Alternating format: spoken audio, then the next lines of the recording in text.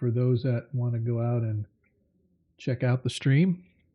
And I encourage people to do it. I don't say you guys have to, but I encourage people to do it just because if you can kind of balance it, right? I don't want it to interfere with your ability to game.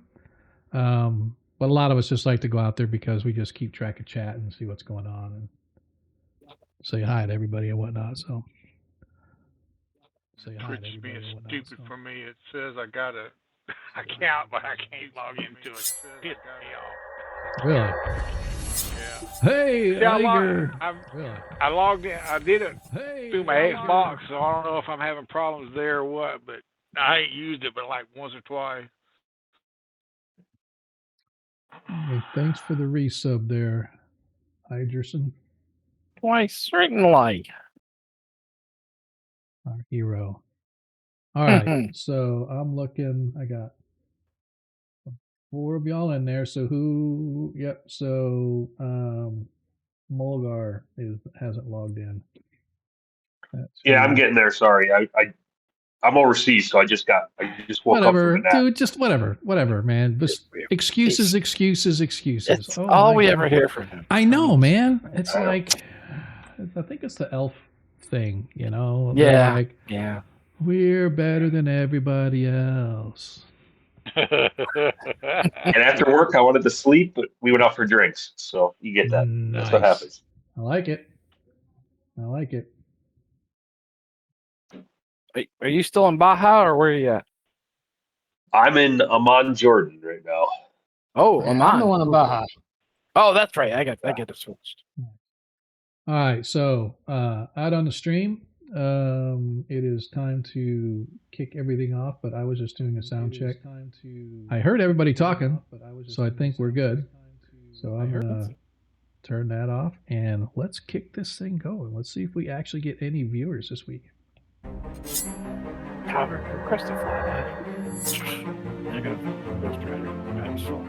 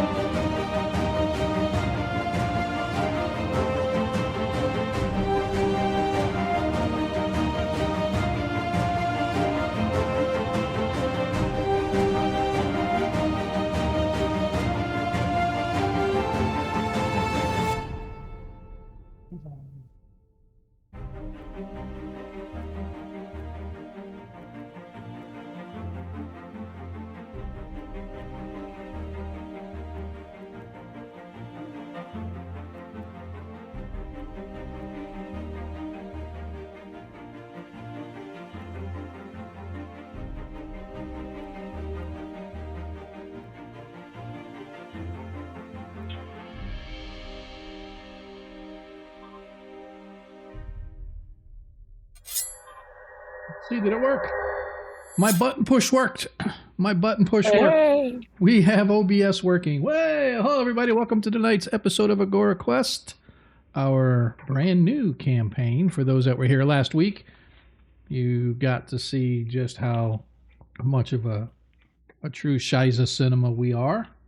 Hopefully tonight will be less of a Shiza cinema, as it's our official first episode of our new campaign. I'd like to welcome everybody, welcome our new players back. After last week, we had a good time last week. We learned about our parties. It was primarily kind of going through Foundry and what Foundry is and how it works, and go through a few things. Still going to be a little bit of a growing process for those that haven't used Foundry in the past, but we are nothing else if not very, very patient with the technical illiterate amongst all of us, because I am one. Seems that every time I think I know what I'm doing, something happens that proves me wrong. So anyway, I want to welcome everybody tonight. As you know, we are here every Monday as well as every other Friday. This week is game week. Not only tonight, but this coming Friday. It was supposed to be last Friday, but our 5th edition game had issues. Actually, the issue was I wasn't going to be there. So we postponed it for this coming week, and so we'll end up doing back-to-back weeks. But that's fine. We're not here to talk about 5e. We're here to talk about 1st edition and our brand new campaign. But of course, I would be remiss if I didn't remind you all that as you watch the stream, you earn tokens. You can trade those tokens in for natural 1s and natural 20s. Just let us know who in the group it is for, whether it's for your favorite player or your humble DM, doesn't matter, but we need to know so we can assign it to that individual. They are good for just tonight's stream, so I encourage you to get them in early and often. If it just so happens that somebody shows up late and they drop one late, I might be considerate and carry over for next stream, but as of right now, nobody has any natural 1s and natural 20s. However, if you would like to help support the stream as well as help support your favorite player or humble DM, of course, for every 100 bits you cheer, we can get a +1 bonus that player can carry with him forever and ever, amen, as long as he's in the campaign. Even if for some reason something happens to his character, he stays in the game and brings in a new character, we'll just transfer the points over. Why? Because that's the kind of nice guy that I am. But the best part about it is, as I said, they do carry over from stream to stream, and players can use those bonus points to raise and or lower a dice roll in order to make it a success. You know as well as I do, how many times have you rolled the dice and you missed by just 1 point? And as much fun as that can make it, sometimes it can really lead to dragged out combat. Ergo, watch our stream last week. You can see just how many points we could have used last stream so we could hit. Last week was no fun when it came to combat. Let's hope it doesn't always stay that way, but it will. Anybody can ask anybody. The dice rollers are not in our favor. But yeah, man, I encourage you to do that, to give our players that little bit of a bonus. And as we stand right now, I, your humble DM, have +1 available. Everybody else in the group, Modred, Mulgar, Renoir, Hub, and Wampus. Sorry, not Wampus, Biamba. Ooh, I need to change that in my notes here. Why did I not change that already? Man, I am a knucklehead in the extreme. I apologize for that. So now, you know the worst part about changing your name, Daglin? I gotta re-alphabetize everything. Oh, shit. Yeah, that sucks. Because I'm freaking That totally I'm OCD. But that's okay. Anyway, bottom line is Biamba, Hub, Modred, Mulgar, and Renoir all have +2 points available. Players, what that means for you is that if you just so happen to miss something by 1 or 2 points, you can ask me if you could use one of your points to adjust your score accordingly. And of course, me being the nice guy that I am, I will say, but of course you can. Eat up those points. Use them all. We don't want anybody having any points left. And you can raise and lower your dice score as of right now by ±2 in order to get a successful roll. And so, yeah, hopefully, as the game goes on, people will catch wind of what we're doing over here and they will come and start giving us some more points. Also, don't forget, if you are a Greyhawk fan like I'm a Greyhawk fan, check out the Greyhawk Creatives team page. Twitch.tv/team/Greyhawk Creatives. Go over there and check out a bunch of more great Greyhawk content. I encourage you to do so if you love Greyhawk like we do. So yeah, there's like about, I don't know, 20 other groups that fall under that umbrella. Of course, led by the one and only Lord Gasumba. If you haven't checked out his game channel, I encourage you to do so. He has been running his Greyhawk campaign nigh on 42 years now, nonstop, with many of the same players that started back in the early 80s with him. They moved it online several years ago, and they are just probably the biggest Greyhawk content provider that's on Twitch right now, and we are fortunate to be part of that family. So yeah, go check him out. Give him a like, give him a follow. Let him know that we sent you over there. He knows who we are. We know who he is. Ad starting in 10 seconds. Who cares? Yeah, just dismiss. Okay. Just dismiss. Get rid of the ads. Wah, wah, wah. No more ads. Wah, wah. All right, cool. So let's talk about what we did last week and what the expectation is for tonight. So our last session was really just a getting to know everybody. Getting to know you. As our players sort of, it was really just kind of dumping them a little bit in a fire, I guess, for lack of a better term. And it was really a getting to know the environment, getting to know Foundry and how things work. I will say this for players. Once again, if you have items that are given to you or that you find, or if we discuss something over Discord about your character and you want to add something to it, that's great. Don't just create a new item on your character sheet. And before you make adjustments on your character sheet, let me know, because a lot of the adjustments are actually built into code. So it won't really show on your sheet, but when you roll the dice, it'll show up. I did run through Hub and checked every one of your thief abilities. I went in and made every one of your base scores, whatever it is in the player's handbook for first edition. Who'd we lose? Yeah, somebody dropped. Somebody dropped. Mulga to Bowman. Looks like we lost our cleric. Oh no. No, cleric's still there. Oh, there he is. Sorry, my bad. It's Bowman, yeah. Yeah, Bowman is our cleric, and was it Modred? Yeah, looks like Modred. We had Krog and Mulgar. Yeah. Yeah, Exior is our magic guy. Not sure what happened. Anyway, so we will let's just kind of go through this again. I went through on Hub's character sheet and I put all of the base scores as whatever was in the in the player's handbook. I then went and rolled dice and did see that some of them were correctly calculated based on if your whatever your dexterity was or whatever your race was, halfling. But right. Some of them were not. So what I did is I went and I adjusted every one of your scores and put the plus 5 or 15 or 10 or whatever that bonus was based on the player's handbook for your, not only for being a halfling, but also for your dexterity. Every one of yours should be correct. Yep. So sorry. No, you all right. You all right, it's all good. You okay? Yeah, I'm fine now. You sure? Had to take a potty break. It's okay, man. I did. You don't have to leave Discord to go doing a potty break, dude. I'm telling you. We're all big boys here.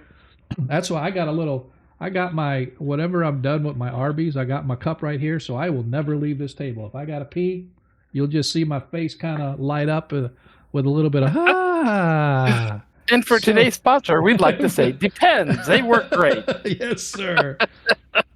Anyway, no, you're good. So anyway, I just want to say, if you guys have an issue, and you can ask Deglin, and because we're using Osric and not true AD&D First Edition, there are some differences. There are a little bit of differences here and there that may come up. If they are really game affecting, we'll tweak them. Like I think the thief skills, definitely I want it to be First Edition, so I went in and manually adjusted some things. It's real simple to do. But if we do that, just let me know, because even though you guys have permissions to go do stuff on your character sheet, very much prefer if we work together, and then I'll just go in and handle that. That way you guys don't have to worry about that. As we go along, you may get more comfortable and more favorable. I went in on and created, for example, the turn undead for Renoir, right? So I went in and created a turn undead macro that you can drop on your sheet. Upside is it's exactly to whatever the player's handbook is. Downside is when you roll it, I think you have to click on your token to make sure your token is selected when you click the turn undead. And as I explained, the turn undead will roll a 20-sided dice. If your 20-sided dice exceeds the score of the creature you're trying to turn, like when you click turn, it'll make you select skeleton or whatever type of creature you're trying to turn. Because in First Edition, you can only turn one type of creature at a time. When you do that turn undead and you roll the dice, if you're successful, it will then automatically roll two other sets of dice. One is the number of creatures that are turned, and two is how long they are turned for, right? And so, and again, we can get more into the damnation thing of, it blasts them out of existence. That's a different story, but that will show up as well, right? So anyway, bottom line is, on the character sheets, if you're not dragging it right off of the compendium onto your sheet, or I'm not doing it for you, try to avoid. There are some things that aren't in the list of things to get, and then you just go in and create them, which is fine. So anyway, were there any outstanding things from last session that any player wanted to bring up or cover before we actually dive into the game tonight? I got one that's not completely that big a deal, but with Dugatu. Okay. If he goes to bite, I have to, I guess, roll that off of his sheet. So just so you know, I prefer to treat animals like that as pets, and they aren't going to be jumping into combat and fighting as almost like another player character in the game. I have no problem if you want your pet to go along with you. It's very much like a familiar, right? Familiars can provide extrasensory perception and some other things to their master, but they don't get involved in the combat, right? And that's just how I'm going to do it for right now. I may change my mind later, but to answer your question, if it comes to a point where they are involved in combat, and let's say you've trained this to be an attack dog to protect you, whatever the case may be, then yes, you would be the one to control the animal, target the enemy, and attack. I would prefer to actually use him just to help me with scouting and sniffing and stuff like that. That is perfectly acceptable. So could he use his wolf to maybe not necessarily attack and do damage, but maybe provide him with a bonus as a distraction? Well, no, that's because that's kind of like a 5e thing, But yeah, I don't necessarily even want to go down that route when it comes to First Edition. I would much rather it be treated as another person in the fight, but as of right now, pets, familiars, stuff like that, I'm not gonna drop them into combat, if you will. I have no doubt a guard dog, hey, gives you a warning. Hey, Right. sitting there and all of a sudden you guys are sleeping outside and all of a sudden it senses something or it smells something that kind of gives you an indication. That's the one. You know what I the mean? one. Oh, Yep. we're walking into these caves or whatever, and it smells funny, and he smells a bear. Oh crap! He smells, and he starts growling, and his hackles go up, and he's kind of bristling and stuff. You know that okay, something in there is no bueno. Stuff like that, right? But as far as Yep. like physical combat and things like that, I'm going to try to avoid to do that. So Yeah, he'll probably just run away and come back later. yeah, well, we could do that too. The other thing I was going to say, if you didn't already see Modred, I dropped your familiar under the PCs as well. Yeah, I see that. Yep. And so, yeah, it was really, and that was a legit dice roll when I rolled it. That was a legitimate dice roll that you ended up with the pseudo dragon. So hopefully you won't. That's awesome. Hopefully you won't hold it against me later No, on down the road. I'm not gonna hold it against you. So, do I just get infrared vision, right? Yeah, as you long have as to. he's within so many feet of me or something like that. Yeah, if you don't have the monster manual handy, I can get it for you or look it up for you. But essentially, you do get some additional ability, and it might be the infravision. I don't remember exactly the details, but yeah, we'll definitely get that going. So, Roger that. all right. So, everybody ready? We good to go? Our intros Let's are all do ready. it. Let's do this thing. Shall we kick this off? Let's kick this pig. All right. All right. So let me see if I can figure out how to do this. It's been so long since I've done this. So, all right, let's get our music going here. You guys may or may not hear. If you're not on the stream, you will. As we begin episode 1 of our brand new campaign, Age of Worms. Forgive me for this slightly lengthy intro, but you'll just have to deal with it because that's how I roll. Since the dawn of mortal memory, the passing of years has been measured not in numbers, but in ages. Ages of glory when kings carved kingdoms out of chaos. Ages of dreams when wonders whispered through the lands. And ages of great sorrow when tears fell heavier than steel. These names became pillars of history, granting order to the wild weave of centuries past. And my music's just a little loud. Let's taper it down a little bit there. But there is one age yet unfulfilled, an age whispered in fear and written in ink blacker than night. The age of darkness, an age of decay, an age when the earth itself writhes in doom. In the halls of the learned and the hovels of the damned, it bears a name both loathsome and dire, the Age of Worms. The witty bards sing of it as a shadowed myth, weaving the prophecy through their plays and drunken ballads. Wrathful preachers thunder its coming from cracked pulpits, warning that the soil will vomit forth the dead and the heavens will rain despair. Yet among the stargazers, the diviners, and those who whisper to fate itself, the truth festers. The Age of Worms is no fable. It is a certainty. And the wisest among them fear the first stirrings have already begun. From the shining capitals and the gleaming courts of power, in the shadow of low and brooding mountains there lies a town called Diamond Lake. A place of grime and toil where men claw at the bones of the earth in search of silver dreams and copper salvation. Smoke coils from mouths of crooked chimneys, and the sound of hammers ring from dawn to dusk. It's a hard land for hard souls, yet here, destiny has chosen its stage. In the heart of this soiled jewel squats a tavern whose name is whispered with a crooked grin. The Feral Dog.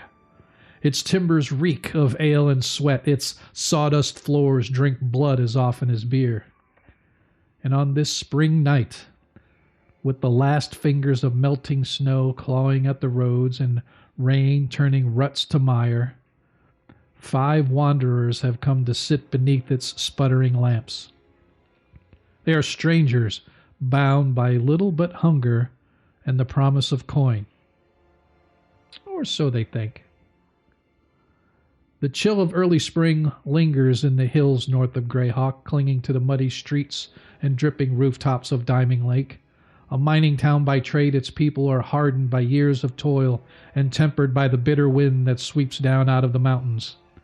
The rains have come heavy this year, mixing with the melt of winter snows to flood the roads with rivulets of brown water.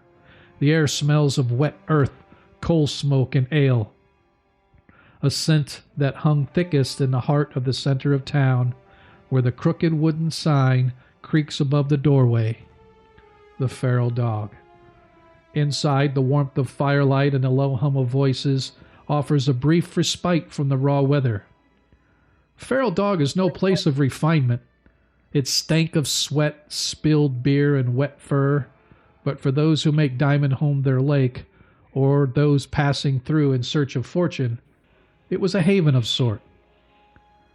It is here in this smoky den that these 5 strangers sit at various locations throughout the tavern, drawn by the same whispers that had rippled through the free city and across the hills, rumors of treasure buried in the earth, guarded by things best left unnamed. The first was Modred, a man whose years weighed heavily upon his form, though he had seen only 40 winters. His beard, long and streaked with silver and white, spills over the collar of his robes, lending him the air of a wizened sage rather than a man in his prime. The robes themselves are rich hue, deep royal purple trimmed with threads of gold, though dull and stained by the hardships of the road. He looks around the room attentively and quietly, observing without revealing much emotion or intent. His long ringed fingers drumming silently on a table, tracing idle sigils in spilled ale as if weaving unseen spells. Nearby sat Biamba, a towering figure of muscle and scar, his wild mane of hair damp from the rain. Once the son of a proud northern tribe, he made his way from there when the mantle of shamanhood fell to his brother and not himself. Yet the bitterness has not broken him. If the gods would not whisper to him, then they would hear the roar of his deeds. He swore upon the bones of the earth, upon the breath of the storm, that he would carve his name in blood and iron until the heavens could no longer ignore him. With him sat Mulgar, an elf with the sharp features of his kind and eyes shadowed by old grief, once calling the home or Vespi Forest his home, until the day he returned to find everything for which he lived was no more. Family, friends, all gone in the blink of an eye.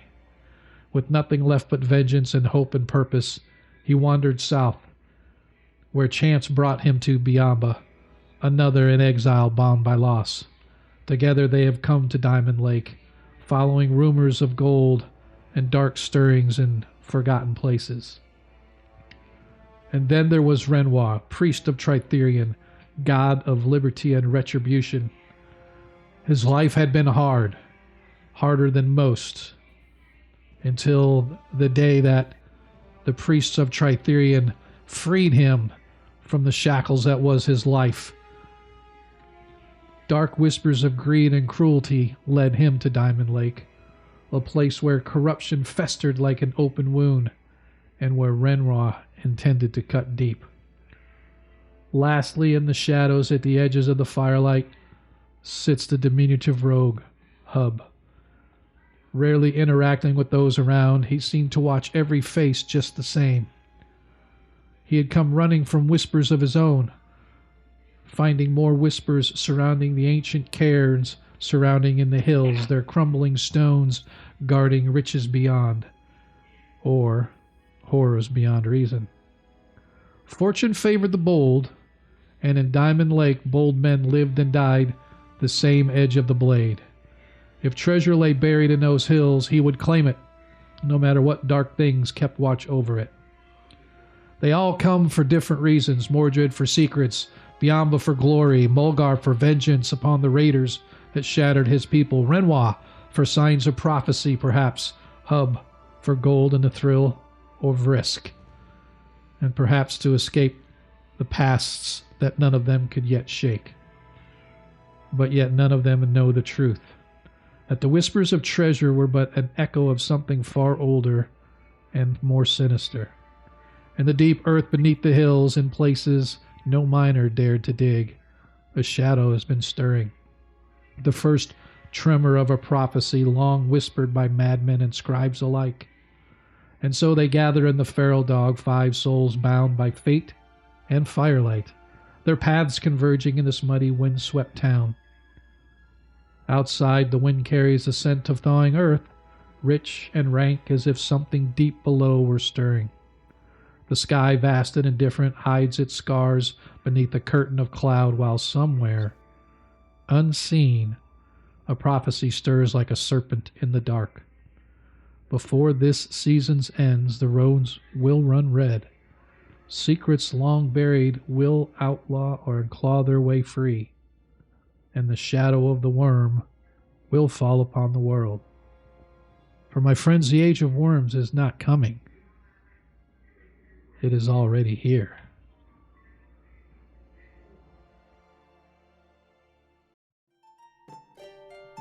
As you find yourselves sitting within the Feral Dog, a tavern that you have grown accustomed to over your recent stay here in Diamond Lake, we are going to begin our story with our 2 friends seated in the center of the room, our very own Biamba and Mulgar. Although I gave a bit of a description in my long-winded intro, I would like to start with Biamba. If you could give everybody a sort of, if they were looking at you from the outside, what would they see? How would you project your personage upon them? What would they see when looking at you?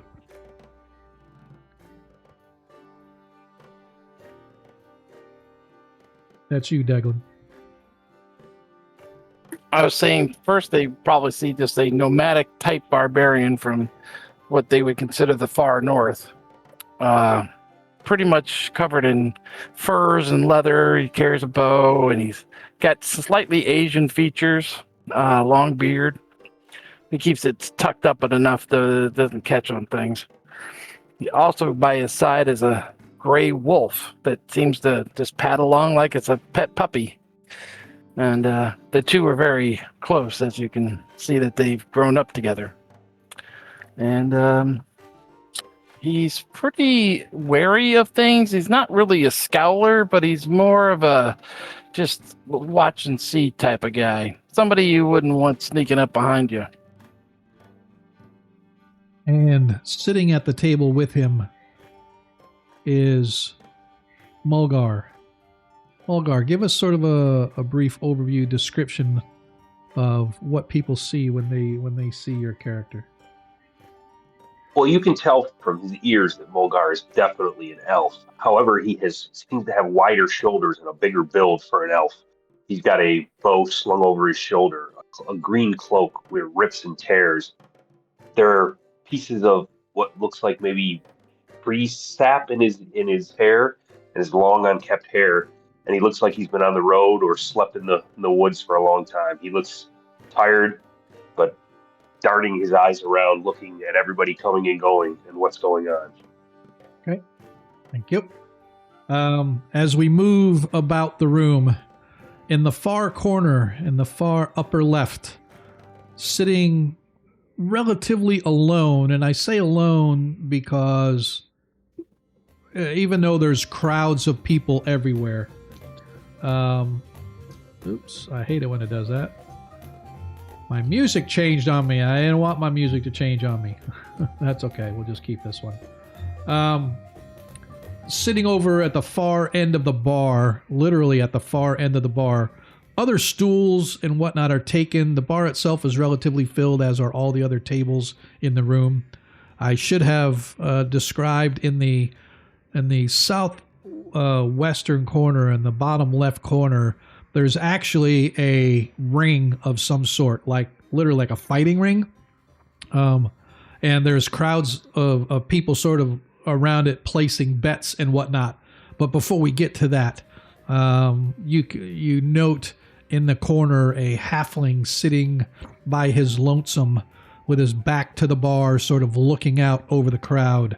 Hub, if you would be so kind as to provide us with at least a brief description of your character and what people may see if they were looking in your direction.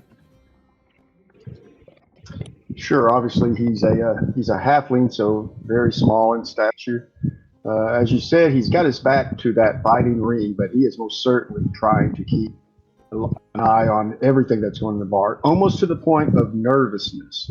Anybody observed him for a little while can see that he doesn't seem very comfortable where he's at, but he isn't making too many fast moves, but most certainly a bit nervous at this moment.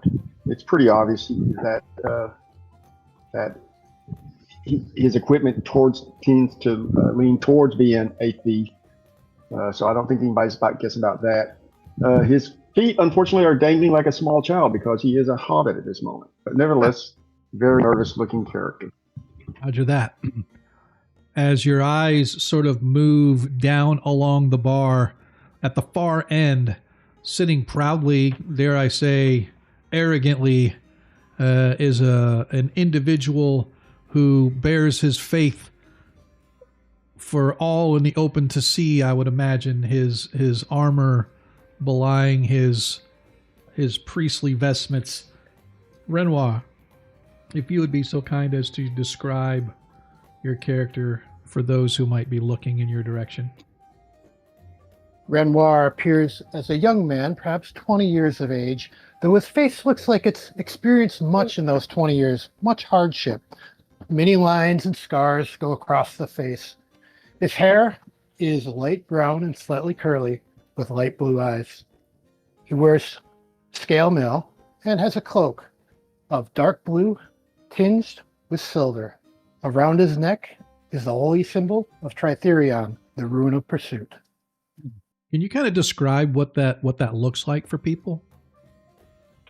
So the rune of pursuit has basically 3 arms that comes out of it that go at a 90-degree angle, and they're going around it counterclockwise. I can probably put a picture of it somewhere if you want to see it. No, that's fine. No, I just I was just sort of for descriptive purposes. You know what I mean? If people wanted to know, hey, what does the symbol? For example, the symbol of St. Cuthbert is a cudgel. Looks like a club, for lack of a better, right? So just so for people, if they wanted to know, what does the symbol of Tritherion look like? That's fine. As your eyes move around the room, you can see that the majority of people in the Feral Dog, and it is crowded, don't get me wrong, it is a crowded minor bunch. Dirty, dank clothes, soot covered, looks like they just came up out of the mines right to the bar to tie one on before they have to go on their next shift. It's a very big mix of human and dwarf. Those are the two biggest racial mixes that you see within this tavern. However, there are a couple of other races, obviously Hub being one, but there is actually a table across the room that is a complete group of halflings. It's all by their lonesome. There's probably about 4 or 5 of them sitting at a table. And in the far corner, a table all to himself. You can see this old, wizened looking individual with these deep purple robes. Modred, kind of give us an brief description of what people would see when they look toward your table in the corner. People will see an older gentleman, probably 70, 75. He's got a long bleached white beard with a little gray in it. His hair's bone white.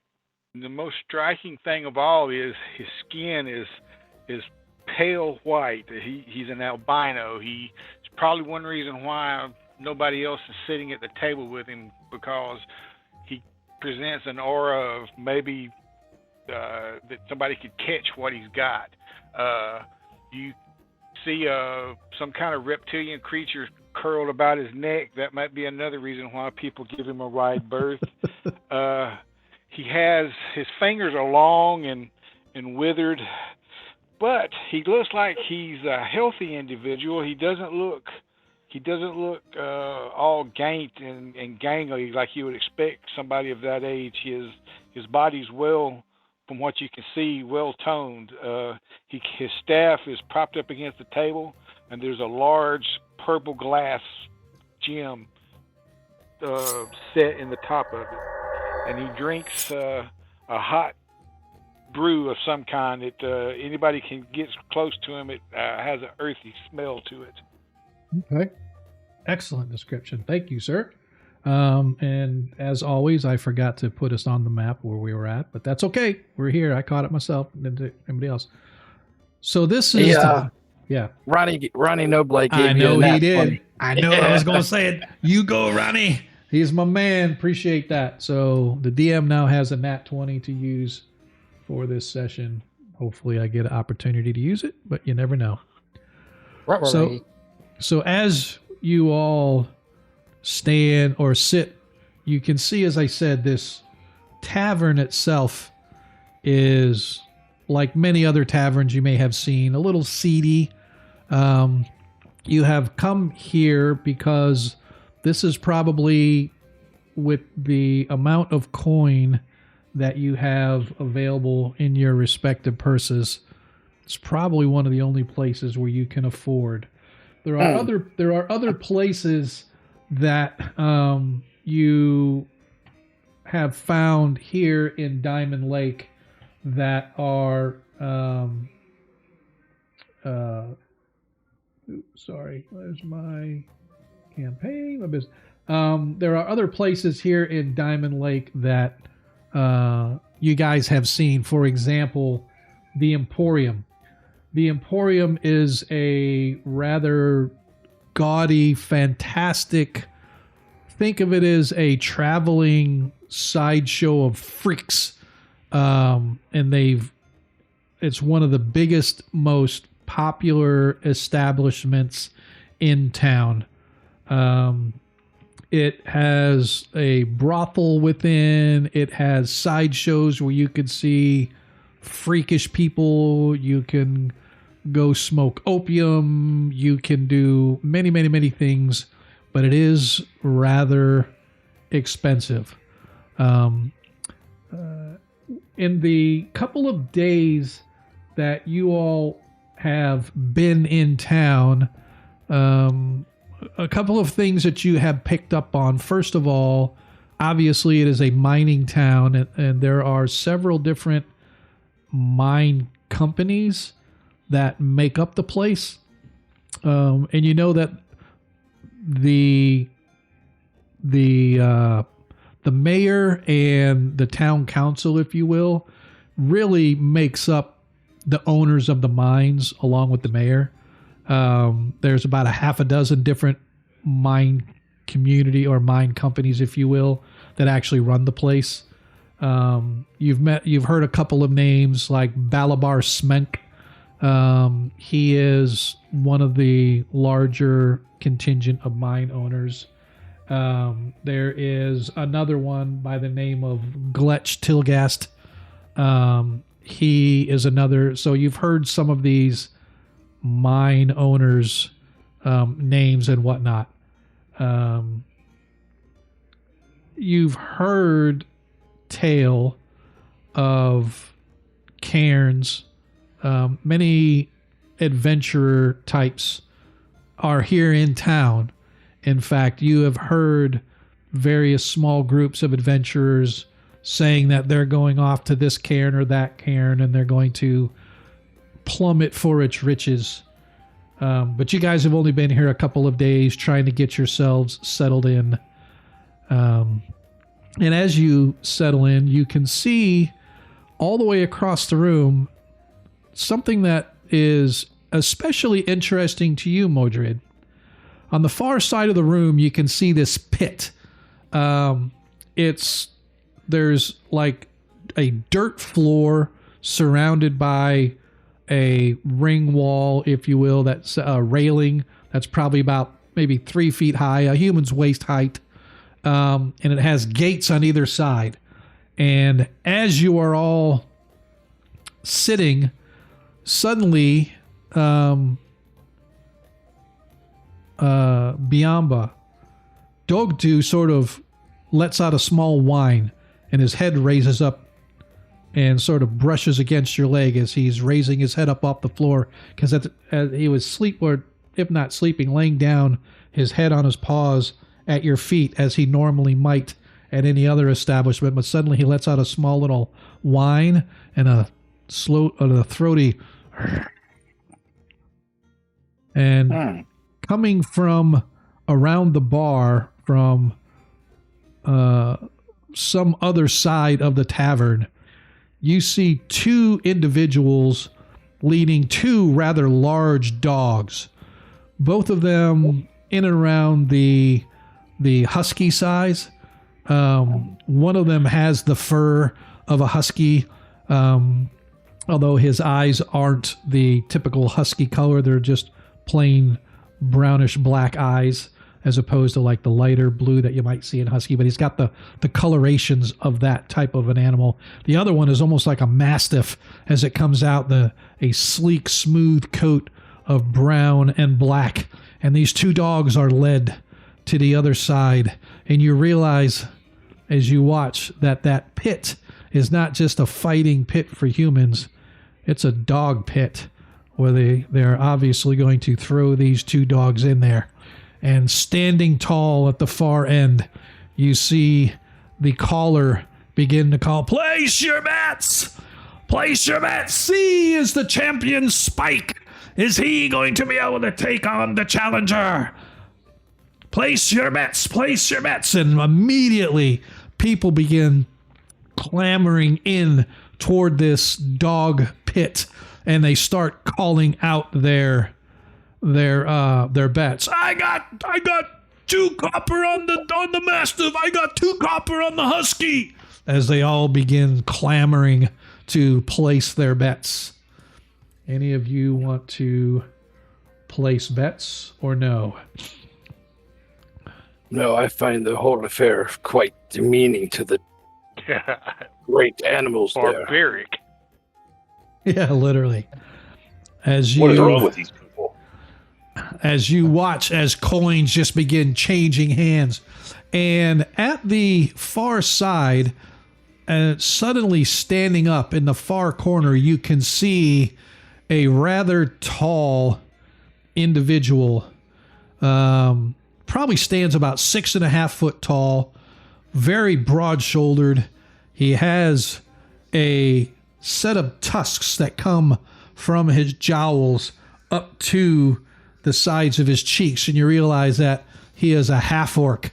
He's wearing studded leather armor at his side. He has a rather large hammer, and he's collecting coin and passing out coin. And, "All right!" the caller screams out, "Hold your bets!" And and each side of the pit, the gate is open, and immediately inside, the 2 dogs go at it.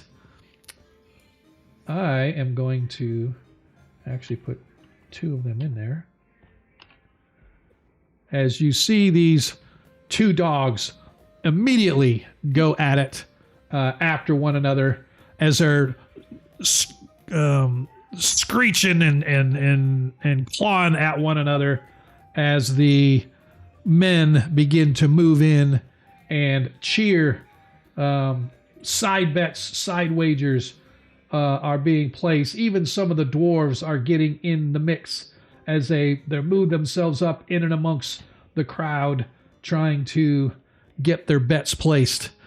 Eventually, after about 2 minutes or so of the dogs going at it, one of them lets out a braying howl as the mastiff closes its massive jaws around the throat of the would-be challenger, crunches down, snapping its opponent's neck, leaving the poor dog dead and gurgling its last breath in the pit.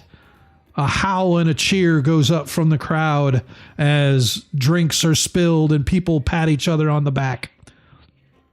You suddenly hear a yell, "Hey, that's my money! Get back here!" As you watch as one of the individuals apparently is trying to welch on his bet as the half-orc charges after him. Faster than you would think a half-orc could move, he leaps through and he grabs the individual, snatches him before he gets just past you, Biamba. Underneath, Dogatu whines and sort of shuffles out of the way as the two men clash, or the half-orc and the man clash. The half-orc grabs the individual, picks him up, slams him right down onto the table where you're at, sending your beer flying, Mulgar, sending you stumbling backwards a couple of feet as your mug as well gets slammed and goes flying as the half-orc grabs the individual by the throat. "That's my money! Give me my coin!" As the guy's like, "Okay, Gillen, okay, coming fine here." And he tosses a little pouch at him. The half-orc sort of grabs it. "What are you looking at?" Looking to both Mulgar and Biamba as he grabs his pouch. I look at him and say, "You spilled my beer." Mine too. He looks down at the guy at the table. "I didn't spill nothing. He spilled it. Make him pay for it." And he turns to go back toward the pit where I put my hand out before he ever gets that far. He doesn't leave that table. Okay. He looks. "Pay for the drinks that you slammed his body on our table." "Maybe if he wouldn't have not took my money, he wouldn't have got thrown on your table." I care not. Where money for my drink?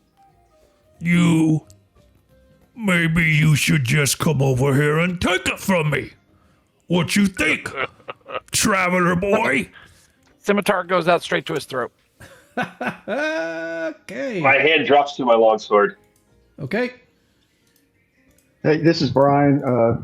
While all of this is going on, I'm looking for easy targets that are being fixated by the fight over by the fight pit. Okay, absolutely. You can move yourself over there as you do that.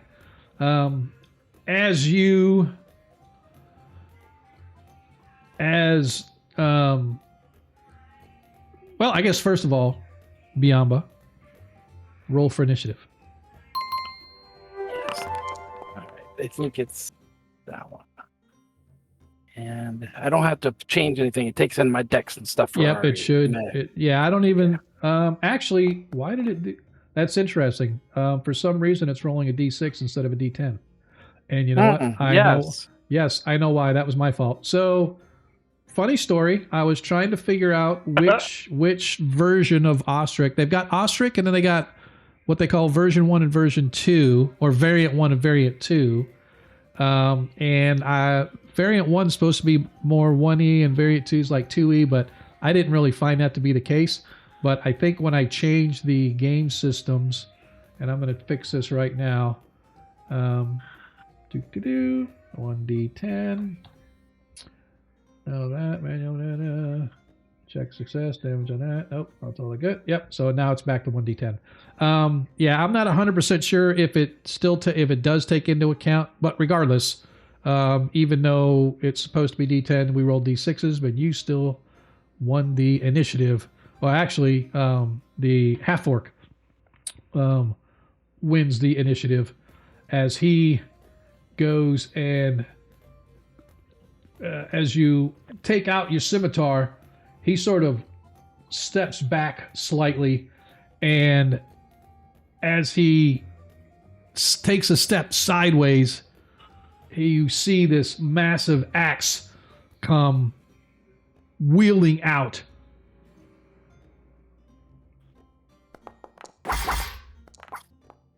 As the axe comes up and it comes down and goes slamming right towards you, you hear a, "Colin, stop this right now!" Right as the blade comes down right where your hand was holding your sword, he like stops, almost like somebody hit the off button, and you can see walking over your direction from back in the corner of the room, on the far eastern side of the room, an individual, a rather rotund looking individual wearing relatively fine clothes, as you recognize him more from the description that was given to you than for having actually seen or met him, but is obviously somebody of import in the room, as Balabar Smenk begins walking his way toward you guys. Balabar is a middle-aged fellow, maybe mid to late 30s, give or take. Has greasy short hair. It's sort of flopped down like he's got in the 50s with the grease in the hair. He's got it down, but he's wearing fine clothes. He has soft boots that look almost like slippers. "That will be enough of that. You should be attending to the business that I told you to attend to, not disrupting the clientele of the dog." "He told me pay for beer, I'm not responsible for the beer. This guy is," as he's pointing to the guy that's still on the table, sort of slowly peeling himself off of it. "Never mind. I will pay for this gentleman and this elf's beer. You do as you were told if you expect to see payment." "Fine." As he looks toward, he looks at Biamba. "This ain't over." Oh, I hope not.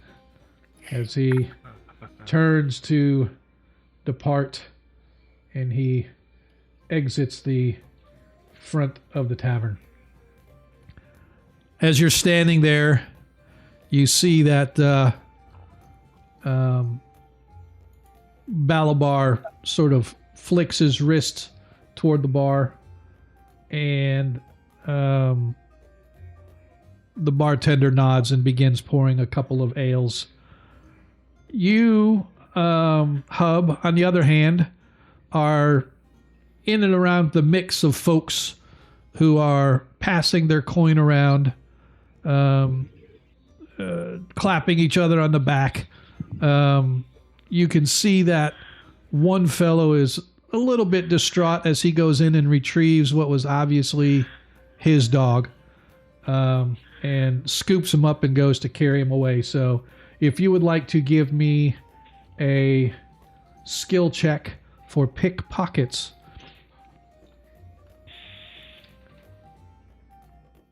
Okay, here we go. This is going to be interesting. Remember, you're So good I'll to go go to my unless you roll skills. 95 to 100. Actually, pickpockets is only like 35% or something like that, or 40% for a halfling. Yeah, it should bump up to 45, but it's Yeah. still not that great. Yeah. Yeah, here we go. So I'm going to go to my skills. Yep. So you Click go on to, pickpockets. there you go, and then you'll see it. It pops then- up a thing that says skill, and you click the word skill, and then it'll say roll the dice. I don't like the multiple dice clicks, but that's unfortunately just what we have to do. Look at that. Look at there. He rolls a 4. All right. As you work your way through the crowd, kind of just making it look nonchalant as you're looking over to see what was going on. When all is said and done and you find your way back to your bar stool, you've come back with 10 gold coins.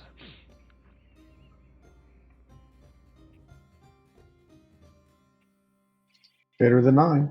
Yep, so you can add that. Do we notice him at all? So I am going to say probably not, because this is all happening at the same time that all this is going on with the half-orc, who you found out this half-orc's name is Cullen.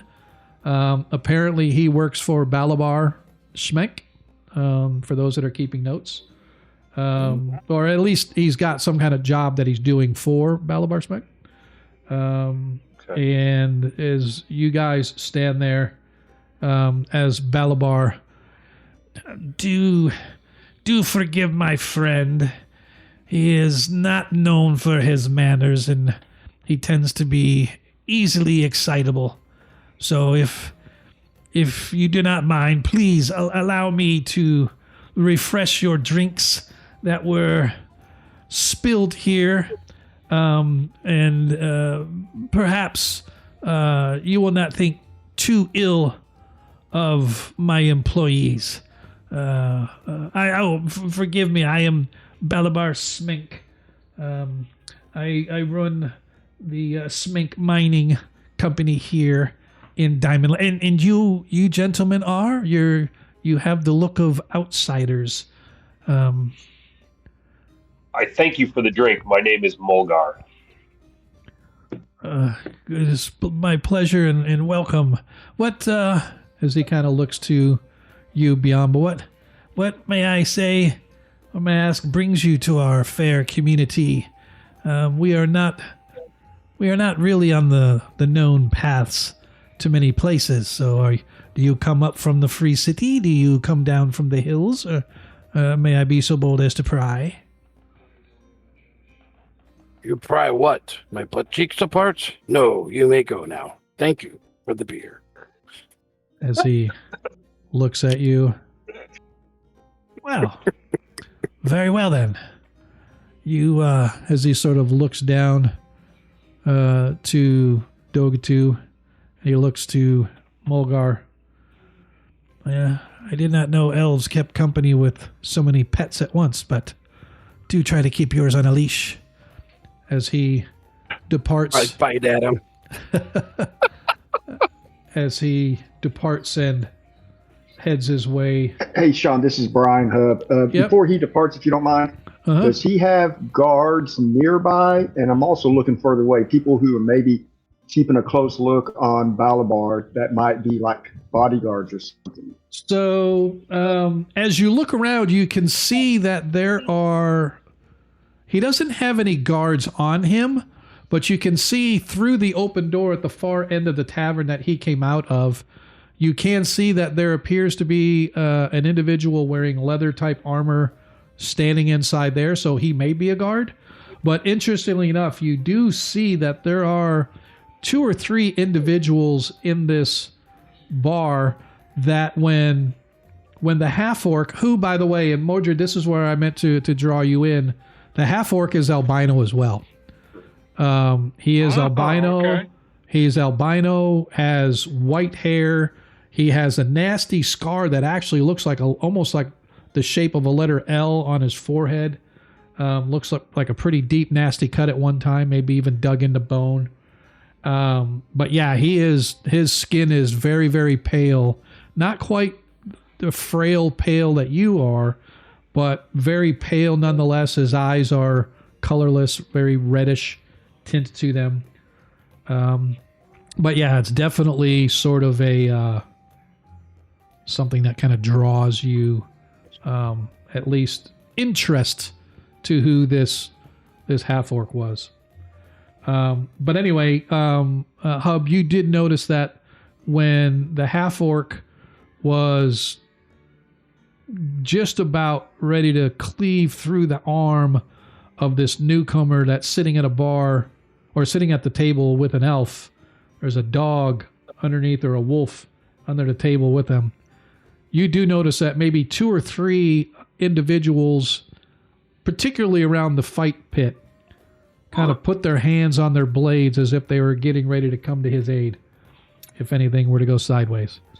So, not sure if they are part of Balabar Smek's crew or if they just itching for a fight, but at least 2 or 3 of them you saw had their hands on their hilts as if they were going to jump into the fray at a moment's notice.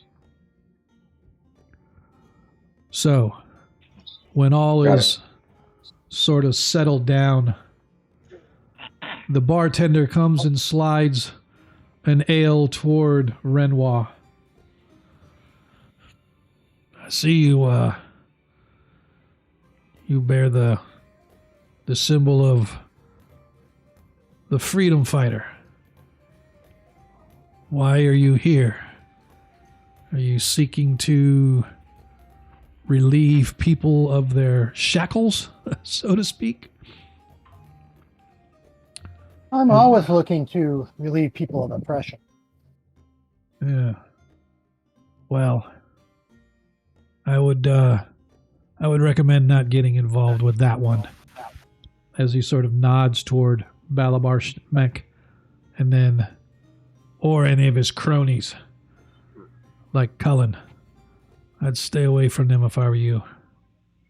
If you're looking... Go ahead. Understood. I've heard of them. They are no friends of the people. No, this is true. Balabar he's a greedy sot. People may say he's just a businessman, but he can't be trusted. You here to start a church or something? No, not so much. I've heard some rumblings down in Greyhawk about the problems that may be here. And I've come up to take a look. Yeah, there's always problems here. So you by yourself then? Not too many would-be heroes I've seen come through here by themselves. I don't know if I'd call myself a hero so much, but I am by myself. We'll see what trouble we can find, or what trouble finds me. Yeah. Well, if you're ever looking, there's always what's left of our job board out front. If you haven't seen it, there's things out there that folks around town need having done, things like that. So, but most of the time, I would recommend not going alone, because there's groups around this town that see you walking alone. They take note of that. Fortune favors the bold, they say, but I think life favors those that travel in a crowd, especially in Diamond Lake. Just a little bit of comfort and words for you there, friend. Get you another ale. Yes. And how are you treated? How do the people who run this town treat the people here? Yeah, well, it's 11. I'm Bartholomew, by the way. I wish I could say I'm the owner of this place, but I do tend the bar, so if anything that you need, just ask for Bart. And I'll do what I can. But, yeah, miners, they're good tippers. They're all right. They're usually here for the dog fights. That's where all the money's mostly being made, but yeah, we're all right. Well, Bartholomew, it's great to meet you. My name is Renoir. Unfortunately, Tritherion does not pay his priest well. So, while I hope you get tipped well, I unfortunately cannot do that for them. Oh, well, yeah, have yourself a good night then, friend. And he sets a nail down and walks his way back down the bar as several of those that were crowded around the dog pits make their way back toward the bar, and suddenly you hear sort of a commotion break out. What are you talking about?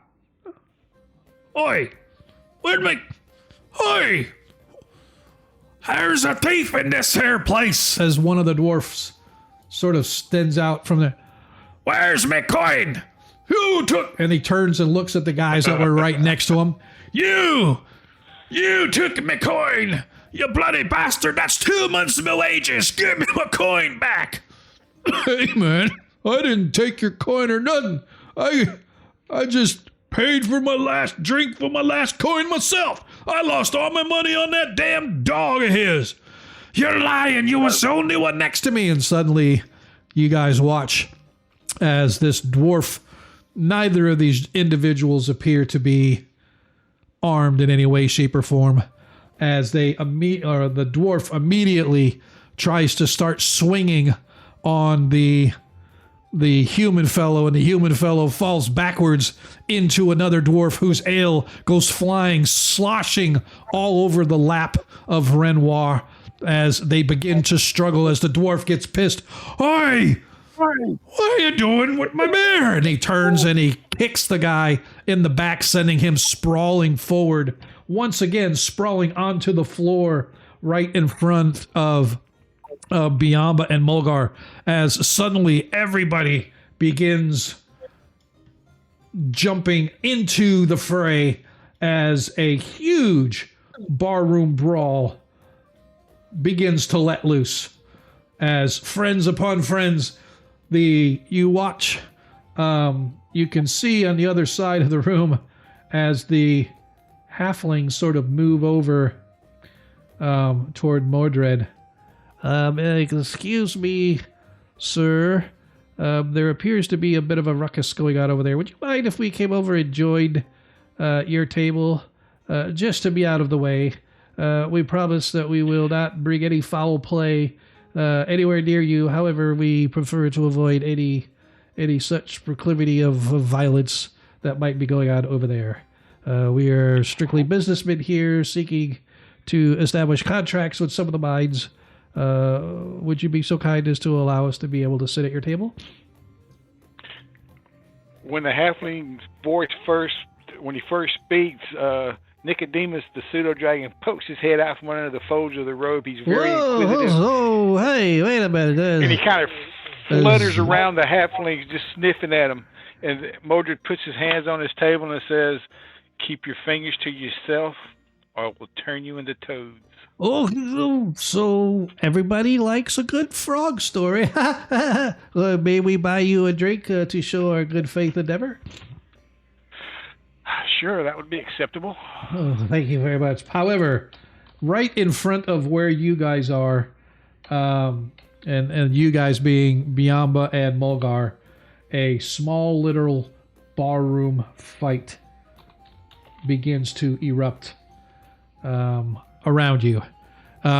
Bodies begin to start crashing into your table, slamming you once again, as you manage to actually give me a dexterity check, please, Biamba and Mulgar both.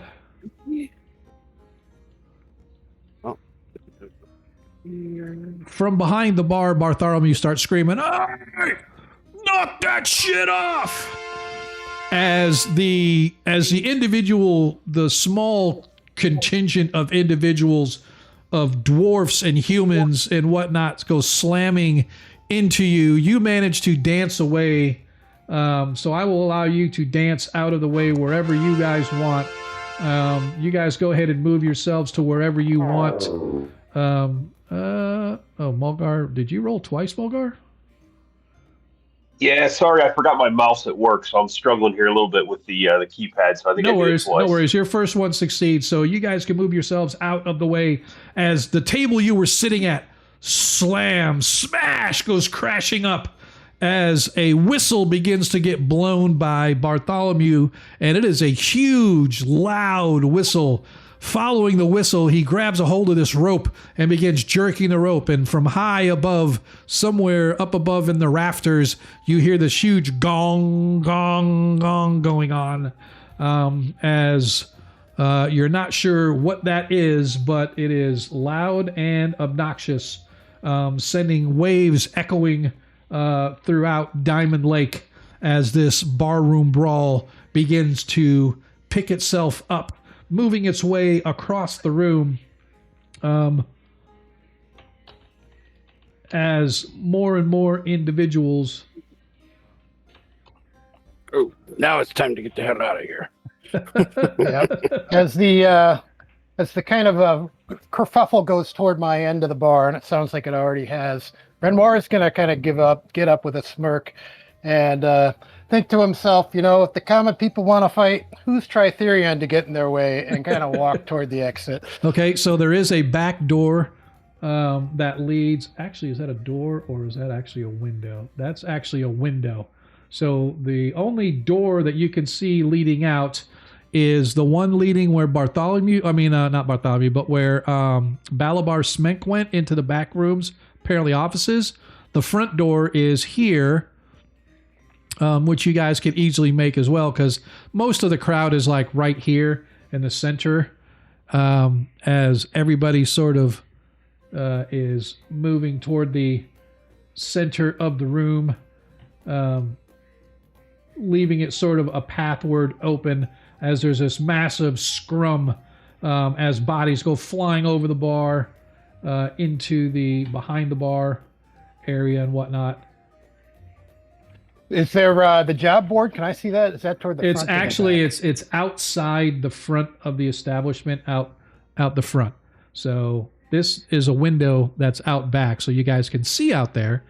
The window itself is closed, although if you want to open it and leave, I suppose you could probably do that, or you can leave out the front of the building. It's up to you. At this point, Modred's kind of had enough of what's going on. He's going to begin chanting the somatic components to his spell.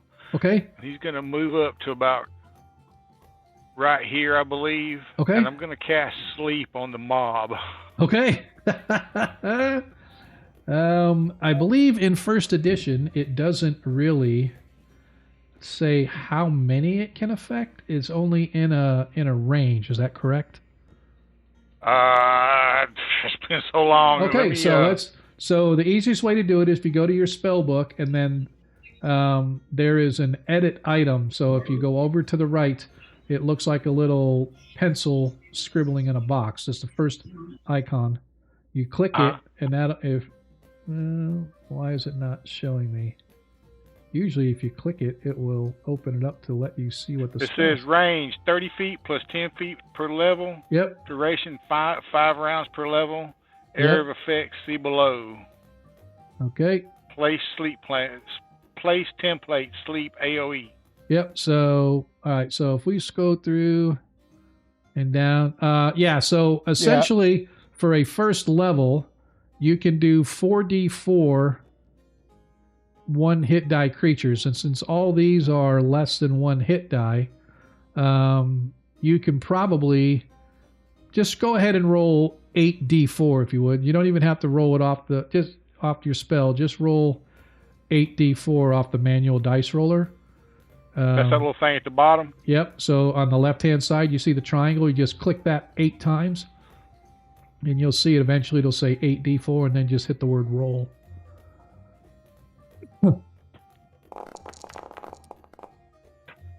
All right. As you release your spell, like 20 bodies just immediately drop to the ground.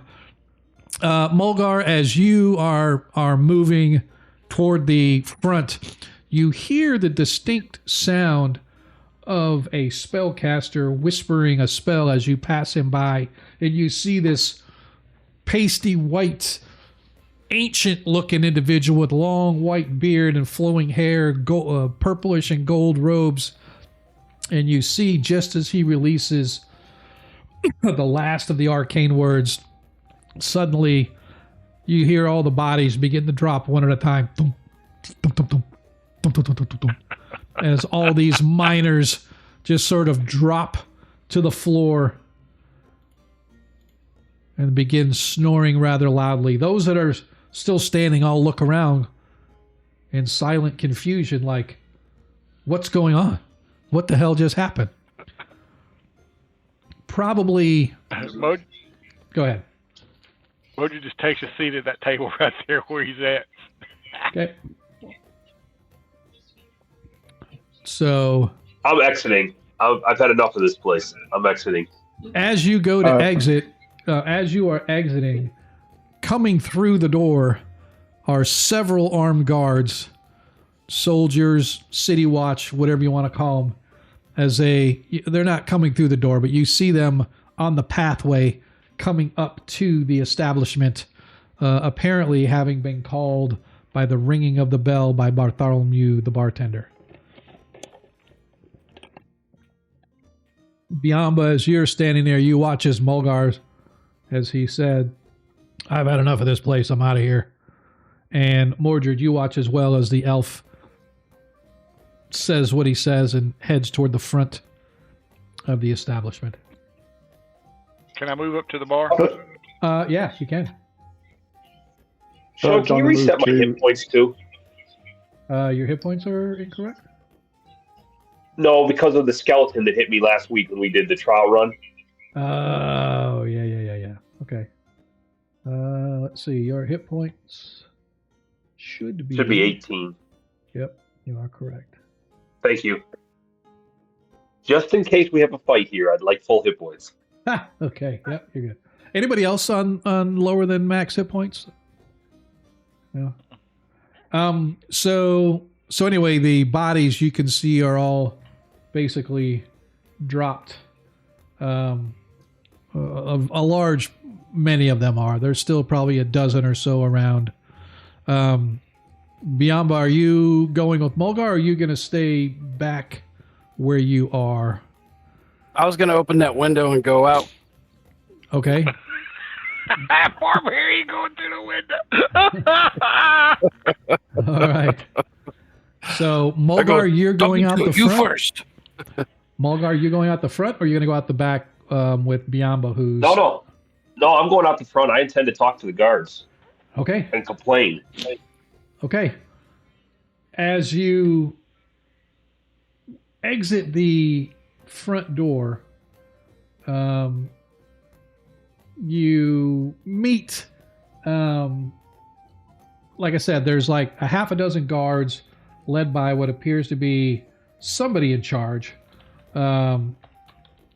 You're not sure if it is a lieutenant or a maybe a sergeant or whatever, but you do know that this individual does have elf lineage in him, although he is not pure elf.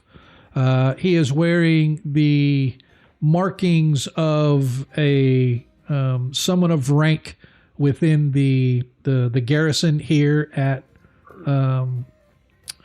Diamond Lake. A chain shirt, leather trousers, short sword at the hip, dagger on the other hip. You can see that the other soldiers coming in are all wearing chain of some sort, most of them bearing spears and or swords at their hips as they move into the tavern. The lieutenant, this male half-elf, sort of sees you as you're leaving. He goes, "Hold, sir. I must ask that all here remain until we find out what's going on here." And he sort of steps in. Here. As he looks you down. "Sir, elf, do you know what happened?" I can tell you exactly what happened. A bunch of people got drunk. The stupid dwarf started fighting, and then they took a nap. They just all... He kind of looks around the crowd. They went to sleep. It happens. He looks about the room. His eyes fall on Modred in his robes. His eyes kind of squint. Eyebrow goes up like Spock a little bit. So they just were fighting, and then they just, poof, went to sleep, you say? They were tired. Yeah, take a long day at the mine. That's obviously, you are probably correct. Give me a charisma check, please, if you would be so kind.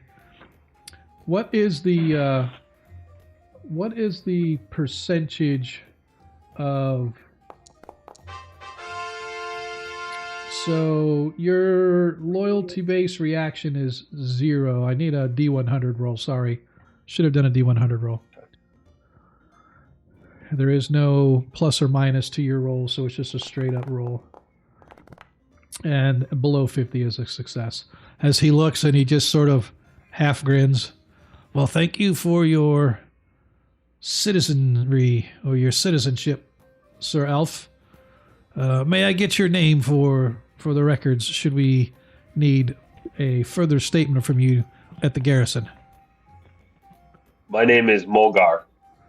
Mulgar. Is it just Mulgar or do you have a surname? Just Mulgar. Just Mulgar it is. Well, Mulgar, I would ask Sir that, Mogor. I would ask that you refrain from getting involved in any other such revelry while you're here in town. Are you here long or? Just passing through, and I've lost 2 beers tonight, so this town is not very friendly for people that want to have a drink. Well, I do apologize for that as he looks down and jots your name. Perhaps if you speak to Bartholomew, he may be able to replenish your drink, but in the meantime, I have to continue my investigation as he... Are you actually exiting the window? The dog first. Dog 2 goes first, and then I come out after him. Okay, as you open the window, allowing you the ability to egress.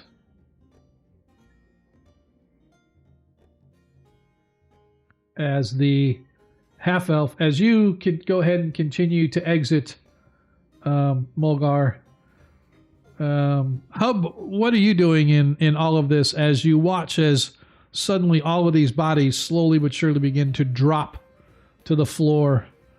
A distinct smell of roses is in the air as they do drop.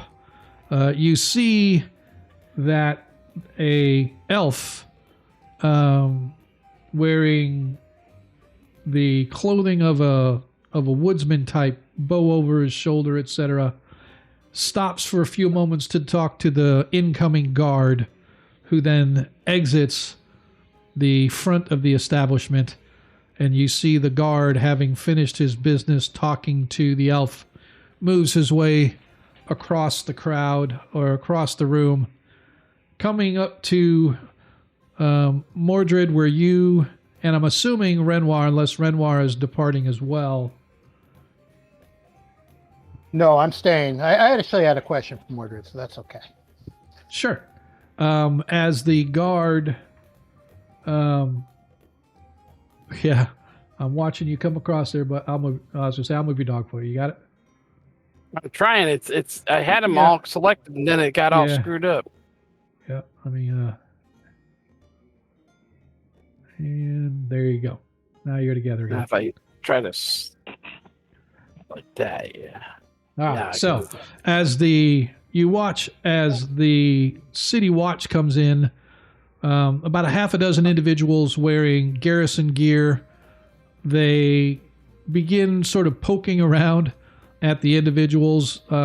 Those that were fighting sort of step back and now are moving more toward the bar again, as they apparently have had enough of whatever it was that was going on, especially with everybody dropping unconscious almost like that quick. As this very pale individual moves up to you, you have maybe 2 or 3 minutes to talk to one another before the sergeant or the lieutenant or whatever the rank insignia is arrives. So you can go ahead and... Modred was going to the bar. Was it Renoir? Is that your name? He can see that I he can see that I had my eyes on the bartender as I was walking up. So if he wants to, he can interject before I start talking to the bartender. Yeah, so I kind of lean over with a little smile on my face and say, why'd you put him to sleep? Crowd control. Yeah, you know.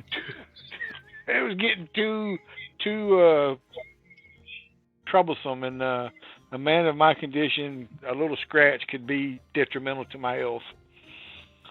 Yeah, the people, they sometimes get into fights, blow off a little steam, but I understand why you wouldn't necessarily want to get hurt. That's fine. That's fine.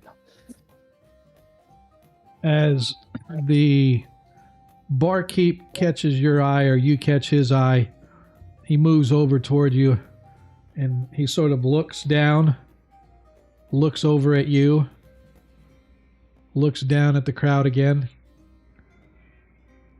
Are they going to be getting back up? Eventually. I would hate to lose a bunch of coin because a bunch of simpletons fell asleep and didn't woke up. But thanks for saving my bar.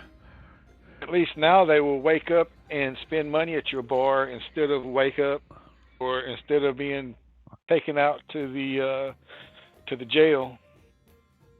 I appreciate you preventing what could have been a troublesome occurrence here. For that, one drink on the house. What do you have? I'll have an ale, but I was thinking more along the lines of maybe a discounted room. I'll try to use my charisma to make that seem a little bit more appealing to him if I can. Okay. Let me think. So why did I not have that? See, this is what I say about a shit. So I had all this stuff put together, and now for some reason, I had a list of all the establishments in town, and for some reason, my list of establishments in town is no longer here. So now I got to figure out what the hell I did with my list of establishments for here. All right. So, well, let me tell you. So, I really don't have rooms per se that I rent out. However, if you're looking to save some coin, my boss who runs this also has the flop house, so you can check out. It's known as Jalek's Flop House, but probably the cheapest place in town that you're going to find. So. If not, there's other places that you can. The Lazaire's house, although that's probably a little pricey, I suppose. The Abel Carter Coaching Inn, they're respectable. They provide carriage services for here down all the way down to the free city of Greyhawk, but they also have rooms for rent that should you so desire. So I appreciate that. Yep. So I would take a bottle of wine for my services. Thank you very much.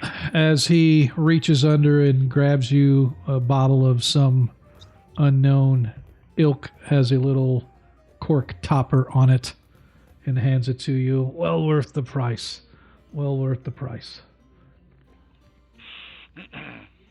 So I take the wine and I glance over at Renoir and I said, "Would you like a glass?" I would. Are you new to town as am I? Yes, I have just arrived myself. I came seeking knowledge and magic. As he pours in a glass of wine. So I like the fact that you put everybody to sleep. Not so much that they'd stop themselves from hurting each other. That's just sometimes people do. But you kept the guard off of them, and that was nice. That was nice. Yeah. We don't need the guard coming down on these people. Now, Bartholomew had a great point. For myself, I am here because I've heard information that maybe there are some disturbances here that may impact the people and hurt the people. And Bartholomew pointed out, I am all alone. And in your quest for knowledge, how do you plan on attaining it? I was hoping to attach myself to a group of adventurers and explore where they explored. Interesting.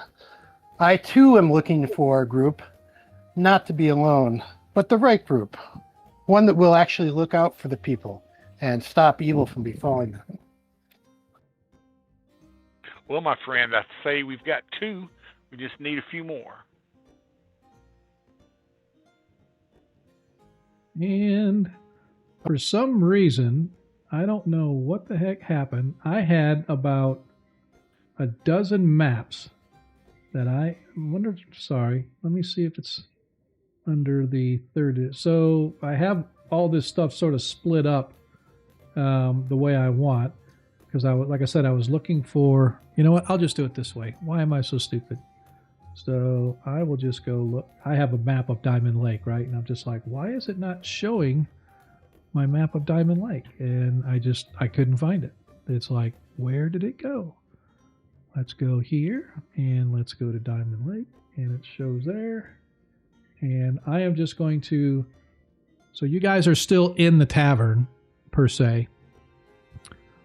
But I'm showing the map now, so showing you guys outside of the tavern, even though technically some of you are inside the tavern. Some of you are inside the tavern. A couple of you are outside the tavern, so I will put you there where you are now. And if you don't see, you're at number 3 is the feral dog, and you can see there is a map legend over on the right hand side. So you can see the Emporium is number 1. That is a huge, large building across the plaza, right? So you have this central area of town where a lot of the main things are. The Feral Dog obviously is a very popular tavern. The Church of St. Cuthbert is like right here in the center of town. Tidwode's. Tidwode is a money changer. The general store is there. Area 9 is Jalek's Flophouse. So that's actually this big house down here toward the docks. So that's what he was talking about, Jalek's Flophouse. And of course, Diamond Lake itself is this big, huge lake. One thing you do also know about Diamond Lake itself, the lake, is it used to be very big on fishing, but because of all the mining and smelting and all the stuff that's been dumped into the lake, very little fish comes out of it now. And what does is usually not the greatest. So that's sort of the extent there.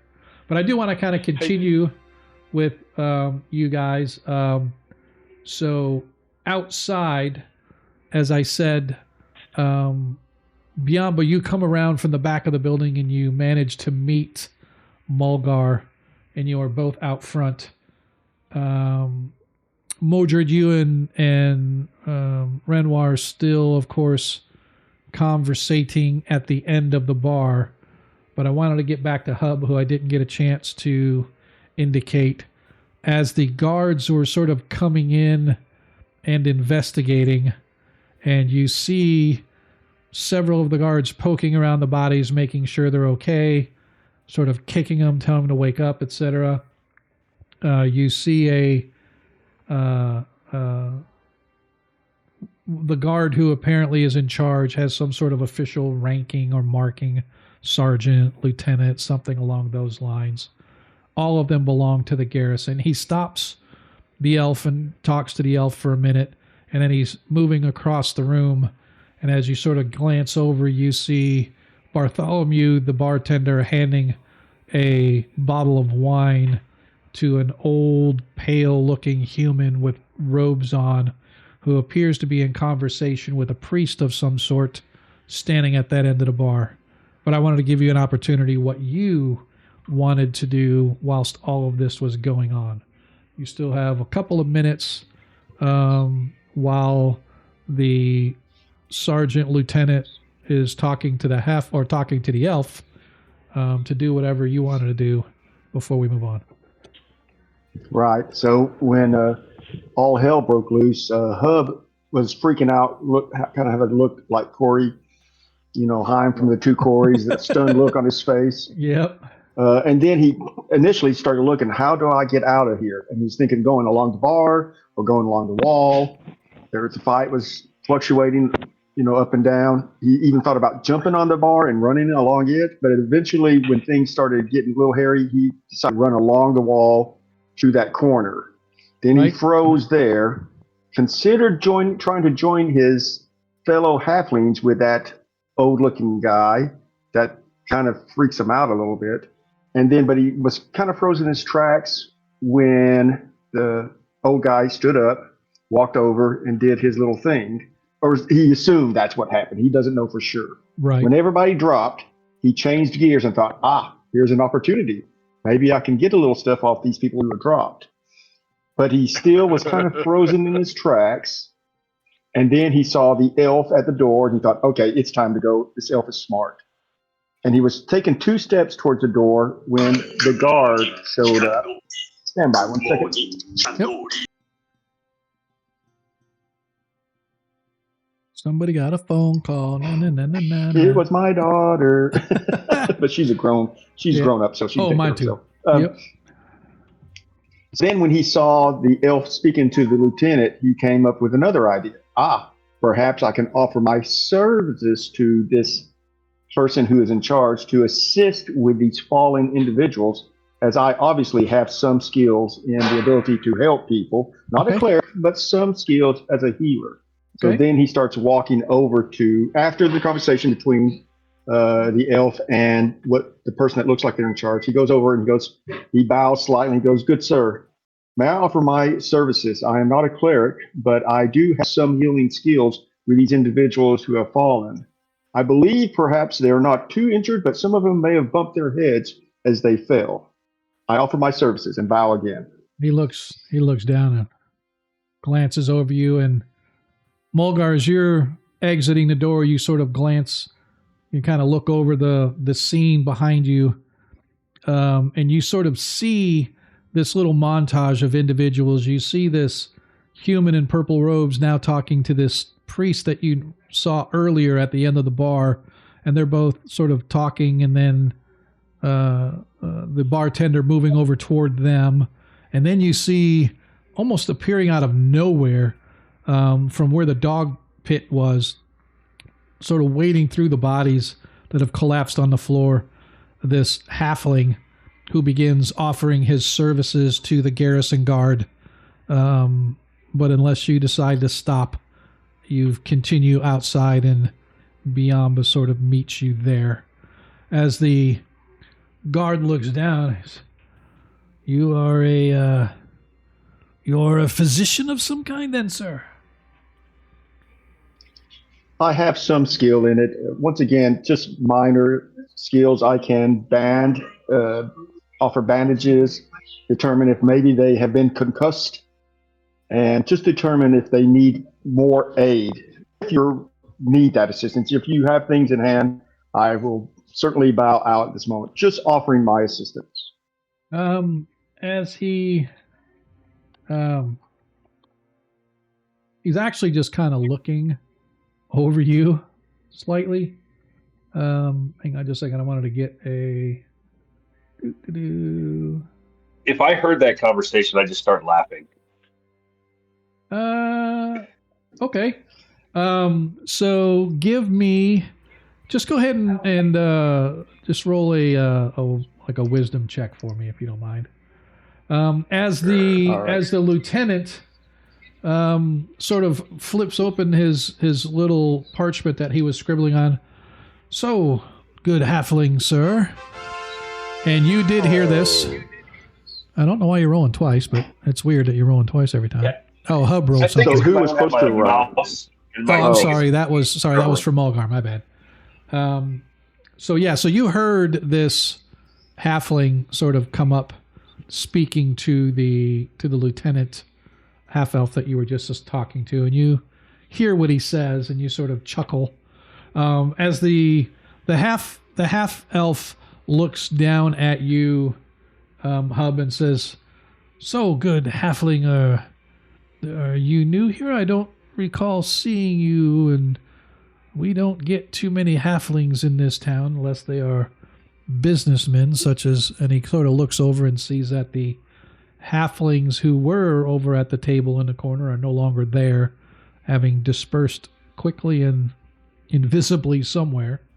As he looks down, although we do get the occasional halfling businessman here, I don't recall seeing you around here. Do you have a name? Yes, good sire. My name is Nub Ralston. Nub Ralston. And I'm here on business also. I was going to meet some halflings, fellow halflings, at this bar, and I actually saw them and was about to approach them from across the room when suddenly this brawl broke out, and I could not make it to the other side. Well, it is good fortune, sir, that nothing became of, or nothing came of whatever this ruckus began. However, as much as the town of Diamond Lake appreciates offers of aid and whatnot, I must decline. Father Wirris will be here soon from the church, and I am sure that he and his healers will be able to combat whatever maladies, afflictions, damage to the brains that some of these knuckleheads may have suffered when they fell to the floor. But I commend you for your offer of service. Understood, good sire. Can you shed if any I may light point as out to? real quickly, though. Yes, of course. And I point towards the east side of the room at one of the fallen guys. That gentleman most certainly hit his head when he fell. So I would recommend that you give him attention immediately. Although I obviously will stand by, but that gentleman most certainly, I believe, has been injured. Well, Random guy. I don't know. I don't even care. I'm just randomly pointing at some guy on the other way. Well, just out of curiosity, does anybody actually appear injured? So from your vantage point, it doesn't really look. Maybe some bumps and bruises in the initial brawl. People get smacked on the head with a mug, or slammed on a table, or kicked, or something like that. But from the actual falling asleep, no, it doesn't look as most of the bodies fell on each other. So if anything, maybe somebody got a little wounded here or there. But from your seasoned eye, it does not appear to be much along those lines. All right. So did Hub hear the chuckle, by the way? So I am going to say yes. Hub, you did hear the elf chuckling on his way out the door. Hub had to fight with all of his grit to keep from giving him like one of those side glances, evil, like I'm going to stab you kind of glance. But he fought back that urge as much as he could. But seeing that they're not allowing him, he's kind of backing towards the wall. Okay, and as you point out to him, the lieutenant calls one of his men. Check out, is that Carlisle again? God, Carlisle's going to be the death of me yet. Check Carlisle, make sure he's not dead, didn't hit his head again. As he turns to look, as he walks, thank you again for your astute observation. That one there has taken plenty of rocks to the head in the mines as well. He doesn't need another head to floor. As he walks across turn it. Yep, go ahead, Mulgar. Oh, sorry. No, I was going to say I turn and look back in, and I point to the halfling Cub. I know his name's Hub, I heard, but I'm calling him Cub. Cub, come, now.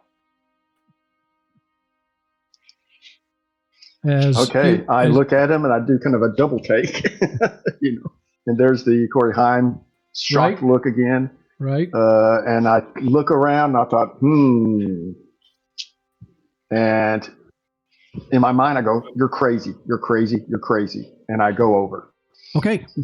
As you manage to move yourself outside of the establishment, joining an elf outside. And as soon as the elf is outside and you're outside, you see coming around the corner is this rather lanky looking, muscular toned, has sort of a wild look to him as he's bearing furs and whatnot.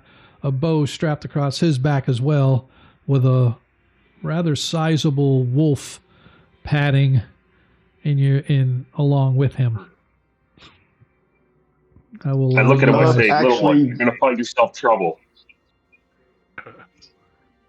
Okay, first I'm looking at the elf and I say, what do you mean by that? And then I catch this person come around the corner, and Hub actually vocally, very loudly goes, "Eek!" and kind of jumps.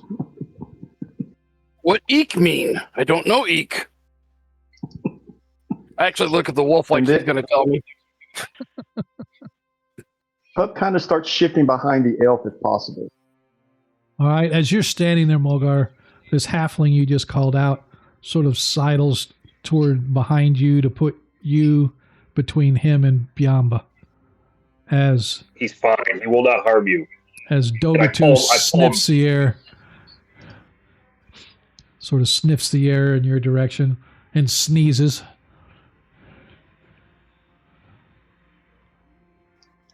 I And look what- up at the elf and I say, "Do you know this guy?" Yes, he's a friend of mine. I pet the wolf. I'm As talking about that. I'm talking about the other thing. as you're petting Dogatu, Don't pet this one. He bite. as the wolf sort of sits there in pants, his tongue sort of hanging out, and he licks his chops as he looks right at Hub. Hub, like I a look at him small and say, child, "No even dinner. cringes No a little dinner." bit more. As you guys are sort of getting to know one another and Dogatu's getting to know Hub on the outside, inside, Modred, you and Renoir are standing there as this lieutenant from the garrison approaches, a half-elf, probably a little over 5, maybe 5'2", 5'3", bearing the insignia of the leader, or at least of leadership within the garrison troop. Sort of steps up, looks right at you, Modred, and says, "So, can you tell me what may have happened here, sir?" This has a When look of Mowgli arcane becomes about it. aware- When Mowgli becomes aware of his presence, he instantly kind of leans heavily on his staff, and he tries to appear more frail than he perhaps is. Okay. And he looks around and he says, "The damnedest thing. They must have been drunk." Mm-hmm. And, sir, I don't suppose you may have had any hand in what may have occurred in the middle of said fracas? I can give you 100% assurance that my hand did not touch any of those guys. Okay. Nice. So, nothing that you have on your person, nothing that you may have ability-wise, nothing that you may have arcane or divine knowledge-wise had anything to do with any of these individuals suddenly and rapidly becoming extremely tired and thus collapsing to the floor such as they did? He takes a drink of his wine and he says, "Well, maybe, in order to save the bar from being damaged, I might have influenced their sleepiness." As he looks, well, kind of looks over his shoulder. As much as I can appreciate a good turn as the next unauthorized use of magic within the confines of Diamond Lake and the nearby surrounding community is prohibited unless it is in the act of saving one's own life or the life of another. And while Well, potentially a life could have been saved here, exactly. the fact of the matter is that a barroom brawl and fisticuff fights, unless weapons become involved does not normally comply with the letter of the law. So I would encourage you, new person who I do not recognize and whose name I would love to have for my notes, I would encourage you to please remember the law next time should something like this occur.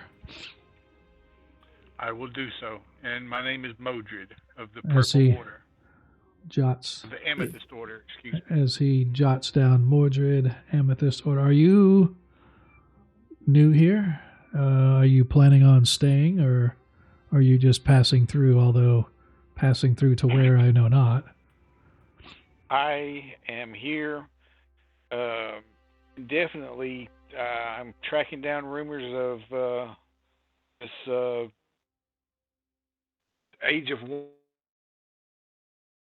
Let's see. worms that's supposed to be manifesting itself in the next millennium or so. I would recommend then, if you have not already done so, find Allistun. Allistun, the mage. He's a local sage who has knowledge of many things, and I know that he has studied and explored the region for a long time, and in fact, I believe his studies began within the Free City itself. So perhaps he will be able to point you in the right direction, someplace other than a barroom fight, I might add. And you, sir, No problem. Are you friends with this gentleman, or are you here of your own accord? As he looks at Renoir. Yes, we have met, and I love what happened here tonight.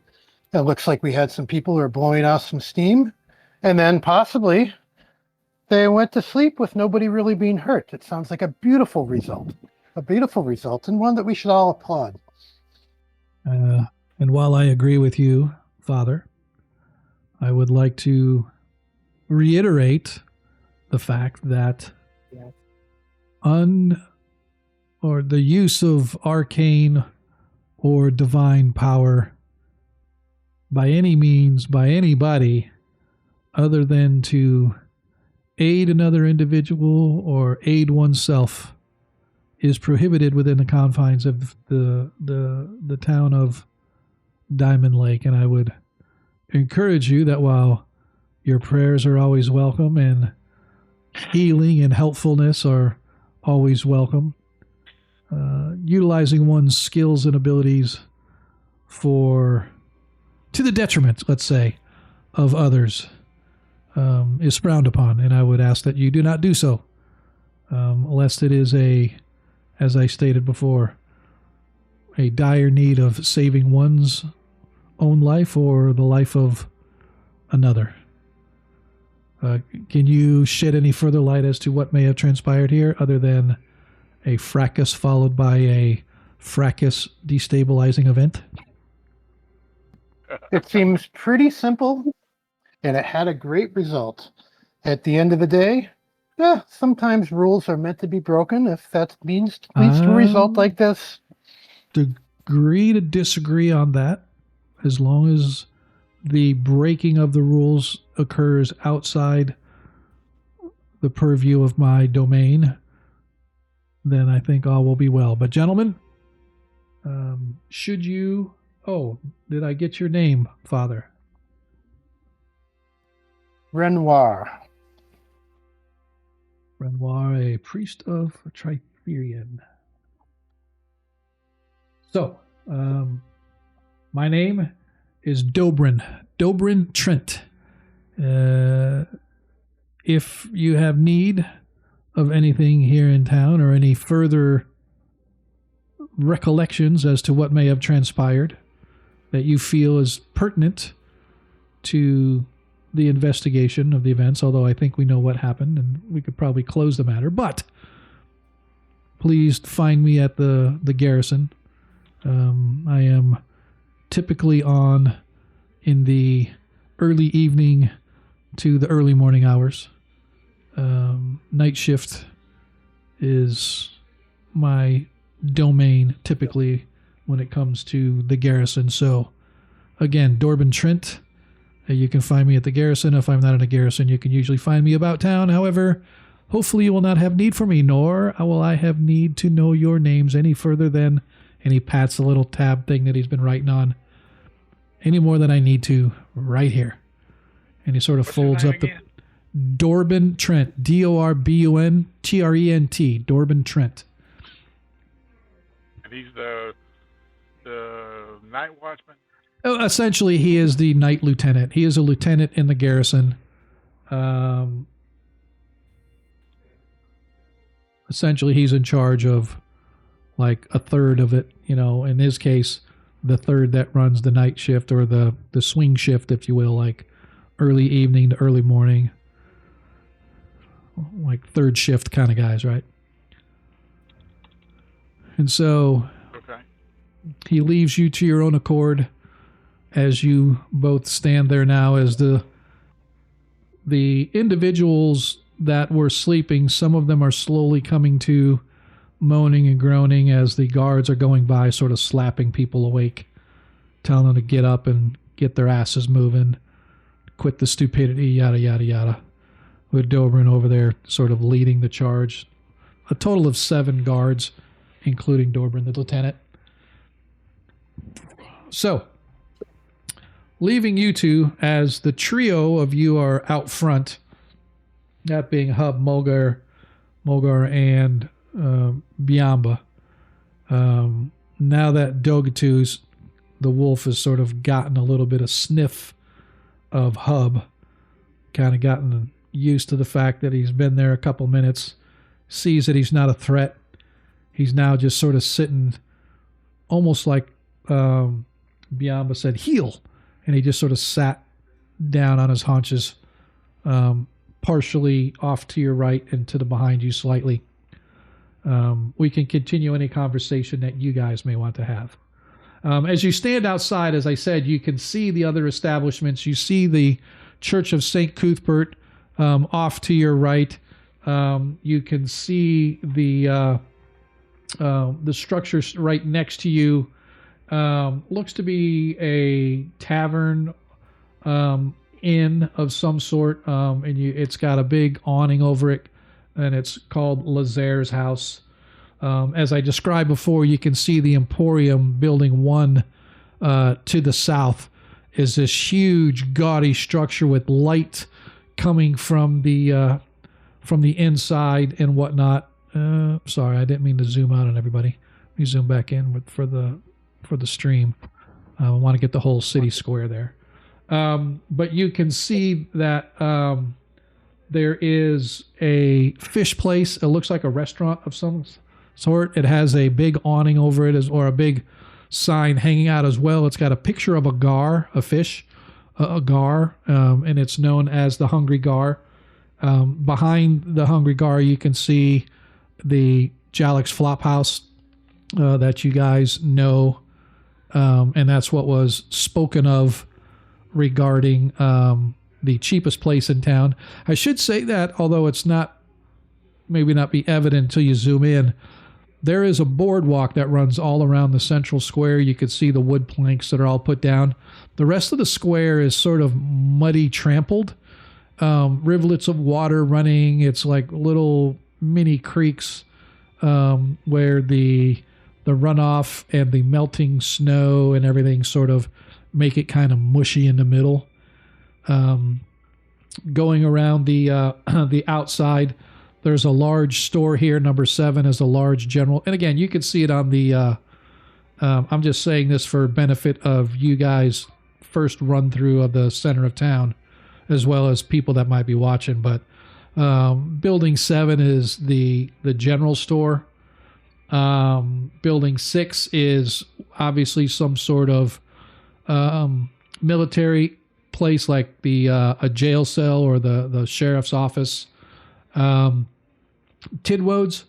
Tidwode is a moneylender, is here. Next to him is a large Church of St. Cuthbert. And of course, like I said, you guys are at the Feral Dog. The other main thing about town that I want you to know is leading off into the eastern side of town, leading off to the east, off to the right here, as well as to the south past Jalix. This is all called the Vein, Vein. That's like the main road of town, and it obviously makes sense. A mining town has the main vein, so this has the main vein. So this is where all of the major structures and whatnot are. For example, I mentioned Abel Carter Coaching Inn. That's an actual inn, a little more pricey compared to Jalix. Jalix Flop House is probably a copper a night or something like that, whereas the Abel Carter Coaching Inn might be upwards of a silver a night. But Abel Carter's also has a place where you can store your horses as part of staying the night. They'll care for your horses. Jalix Flop House does not provide that. So you would have to tie up your own horse somewhere and tend to your own horse or hire somebody. There are a lot of abandoned structures just outside the center of town. You can see that there are many old buildings, particularly toward the center of town and toward the lake, because everything originally started around the lake, and those buildings are now old and decrepit and fallen apart for the most part, especially with the fishing business that sort of was thriving at one point and early on, but now it's no longer there. So a lot of those old buildings and warehouses and whatnot have fallen well into disuse and disrepair.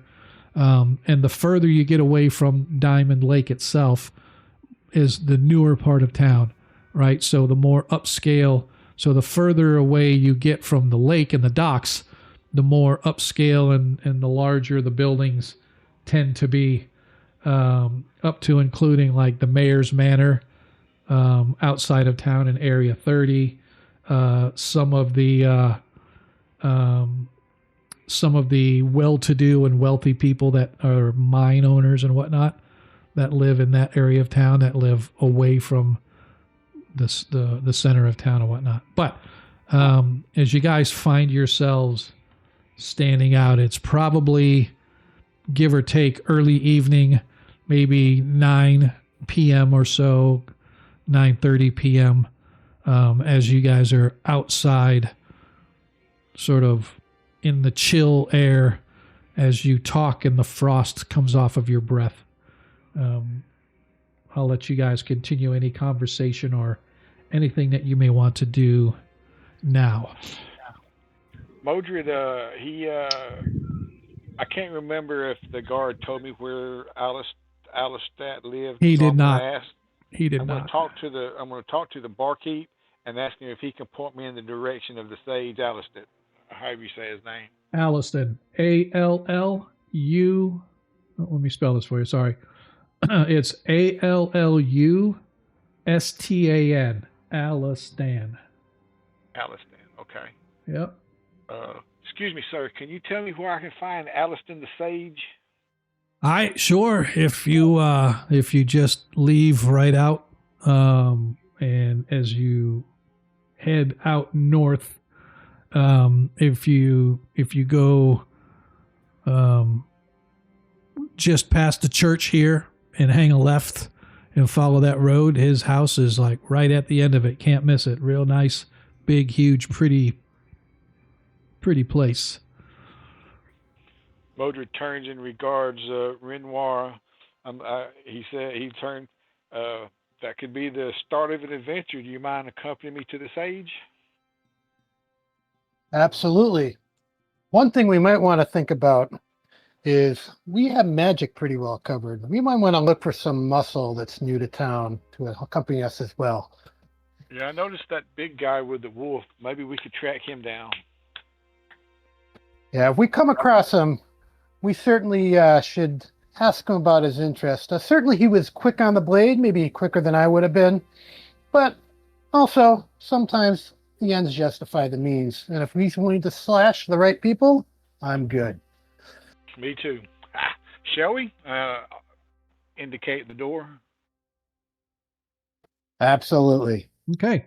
So you guys are outside Mulgar, Hub, and Biamba. let's go ahead and go through any conversations that you guys may want. No, I look at the little So one. Hub, quick. Go ahead. Oh, go ahead. So I was going to say, I was just going to say, what were you thinking you're doing in there? So go ahead. Go, sorry. okay, I'll go. This is Hub. Hub peeks around the elf, doesn't know the elf's name at this moment, on one side, then shyly on the other side, kind of eyeballs up to the big guy, barbarian looking guy. Then he kind of slowly wanders around between the two, looks up at both of them, looks at the animal and says, Dogi, is that correct? Doggy too. Dogi 2, you have 2 of them? He's strongest too. Gotcha. And then he looks back up at the 2 people and he goes, I am Hub, at your service. And he does a slight bow. Ah, fancy little man. Yes, well-mannered, if you will. As you bend over, stepping out of the door, Modred, as you step out the door of the feral dog, you see standing out in the courtyard, well, maybe the middle of the street, if you will, you see the tall, rangy individual that you were just discussing with Renoir. And the wolf is there sitting, and you have this halfling bent over with his butt sticking up in your direction as you come out the door. Okay, as I walk out the door, I give a shrill whistle, and Nicodemus flies down out of the rafters and perches on his shoulder. Is Renoir, are you with me? Are you with me coming out the door? I am, sir. All right, as soon as we walk out the door, he kind of takes a step back, seeing the halfling all bent over, and he wraps his staff on the planks of the boardwalk. Right? He says, "Excuse me, good sirs, might I have a bit of your attention?" As you're bent over, Hub, you hear this thumping noise coming from behind you, as if somebody was stepping heavily upon the wood planks outside the establishment. Right, he jumps, turns around, and he doesn't look too freaked out until he sees the pseudo-dragon. And then he goes, once again, high-pitched, eeks! And now he kind of pushes back between the barbarian and the elf. Okay, now pseudo-dragons they're kind of mischievous. When he sees that, you can almost see the glint in his eye as he flutters after the halfling to spin around his head. As you duck between Mulgar and Biamba, this tiny dragon that's maybe 1.5 feet long comes zipping right towards you, and it gets right near Biamba and Mulgar when you hear a feral Nicodemus, stop that! Get back over here! As the wolf sort of jumps up and positions itself between Nicodemus and Biamba. Nicodemus obviously retreats immediately as the wolf sort of gets down, lowers his haunches, and his hackles kind of raise a little bit, baring his teeth, spittle coming out. I am so sorry. Hub shrieks, obviously, and kind of stumbles backwards, and unfortunately falls on his bottom in the mud, kind of covering his head with his hands. Modred steps off of the plank into the street with everybody else, and he turns and indicates Renoir, and he says, my companion and myself, we're interested in forming a company of adventurers, if you will. We are fixing to go talk to this sage to track down a lead, and I was wondering if you fellas would join our band. You need more sun.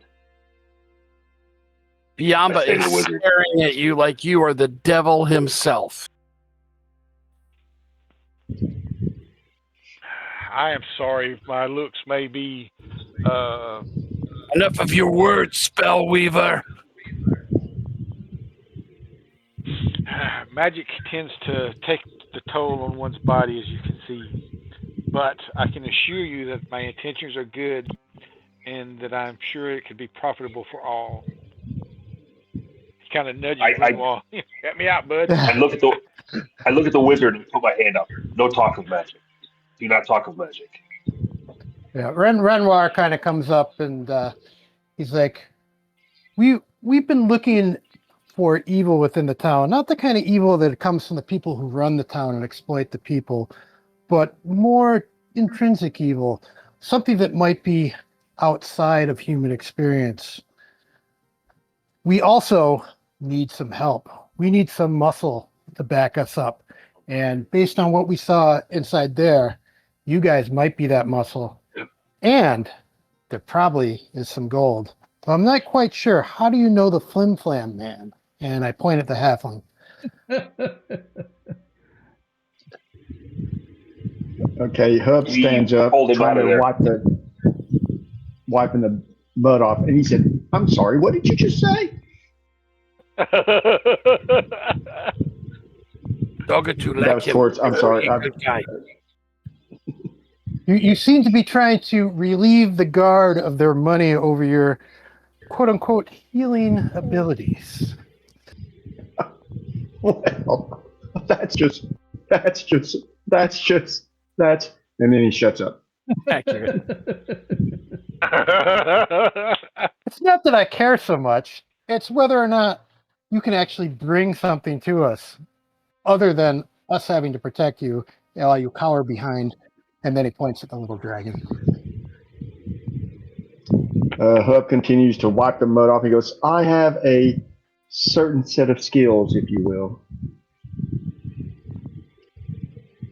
A certain set of skills. Are they skills that kill people? Kill monsters? What skills do you have? I try to avoid conflict of that nature, but if you need to get into a situation that most people can't get into it, a situation that might benefit multiple people, I'm your halfling. So you would say that your skills are bent toward tomb exploration. Before we go, certainly. Before we go too much further, I want to show this. This is the symbol of Tritherion, by the way. This is a symbol that, and if you're looking at the VTT, I'm showing it to the players. That is the symbol that is about the neck of the priest, Renoir. Cool. So, Sean, would that be a symbol that most of us would know? So I am going to say Tritherion is a moderately well known. So I'm going to say if your intelligence is above a 12 or higher, then you probably heard of him. Definitely. So I probably know his origin story then, huh? Well, maybe not you would not necessarily know his origin story. No, absolutely not. But you know that he is definitely anti-slavery, free the people, very much like that, right? So, especially being from the city, for sure. Being in the free city, for sure. How would he align with Bacob? So Bokob is they call him the uncaring for a reason. He's all about magic and whatnot.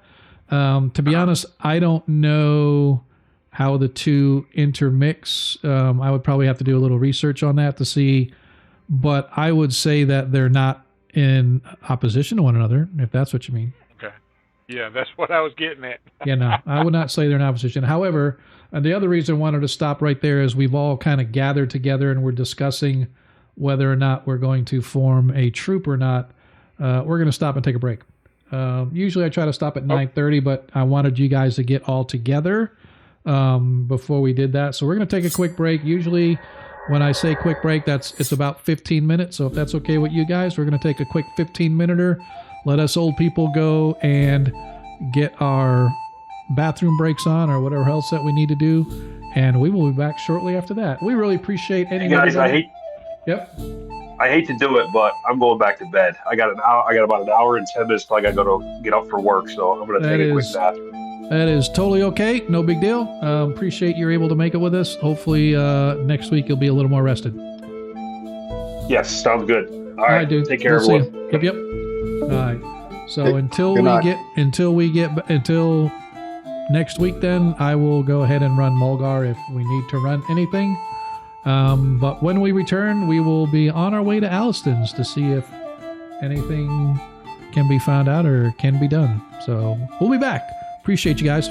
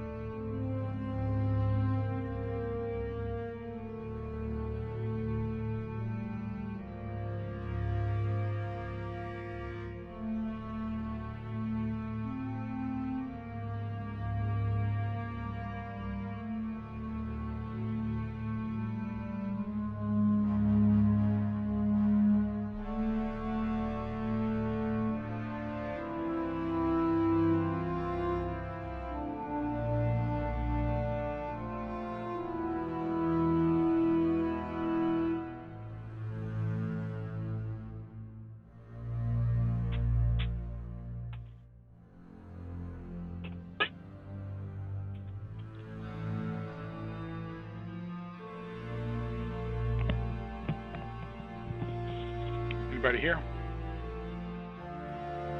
Yes, sir. Hey man, are you familiar with the barrel maze? The barrel maze? No, Yeah. sir. You ought to look it up. It's a mega dungeon, but instead of it being multi-level, it's all spread out on one level, and it's for. Have you ever heard of? Dang, what's the name of that rope name? Labyrinth Lord. Have you ever heard of that? No, not so much. I guess I'm just a D&D guy. Yeah. Well, Labyrinth Lord is it's an OCR kind of game, kind of like Ostrich, and it's a free download from Goblin Lord Games, I believe it is. But yeah, they made a module called Barrel Maze, and I think they even got it for like AD&D or something. But man, that thing's expensive. It's like $100. Oh man, that's too rich for my return, but Me too. I'm cheap. I had to. No. I had to borrow it off of the internet. I hear you. I kind of borrowed the electronic copies of all the books that I had because I can't carry the books with me because I'm always on the road. So, Right. electronic copies. I bought the books. Of course, I bought them back in like 1980, but I bought them. Oh yeah, I understand. I lost all my books originally. Moving around from, joining the Marines and getting out, and then moving various places. But I was able to get all my hardbacks. It's been 5-6 years ago, but I got all of them for like $20 a pop. Oh, nice. Yeah, I kept mine, but I gave them all to a friend's son who was into D&D, which I kind of regret in some ways. But I'm always on the road. We've been we've lived in like a Class A or a van until like the last 6 months ago for like 8 years before that. So I didn't have room for anything like books or anything like that. But I love being on the road. I've seen a lot of the United States and other countries as well. It's pretty cool. Right. You drive all the time? Yeah, pretty much we drive. We used to have when we were in the United States, we had a big Class A RV and we drove around in that. And now we have a 4-wheel drive Sprinter van we've brought that thing up to Alaska and all the way across Canada and down to the United States and now down into Mexico. And yeah, we go to a lot of places. We plan on keeping on going south, but that'll take a while. Right. My aunt and uncle, they've both been passed away several years now. But he was retired Army. He was stationed out at Fort Rucker, Alabama. It's a big helicopter base. And when they retired, they moved to Panama City and they bought a big old RV. And like you said, they went from one end of the United States to the other. They drove down into Mexico. I don't think they ever went to Canada, but they might have. But they loved it. Oh yeah, we loved it quite a bit, and we still do. Though I think I might be the only military guy who's not retired in this group. I'm like the only just normal vet guy. I'm retired, but I'm not retired from the military, if you know what I mean. Right, I understand.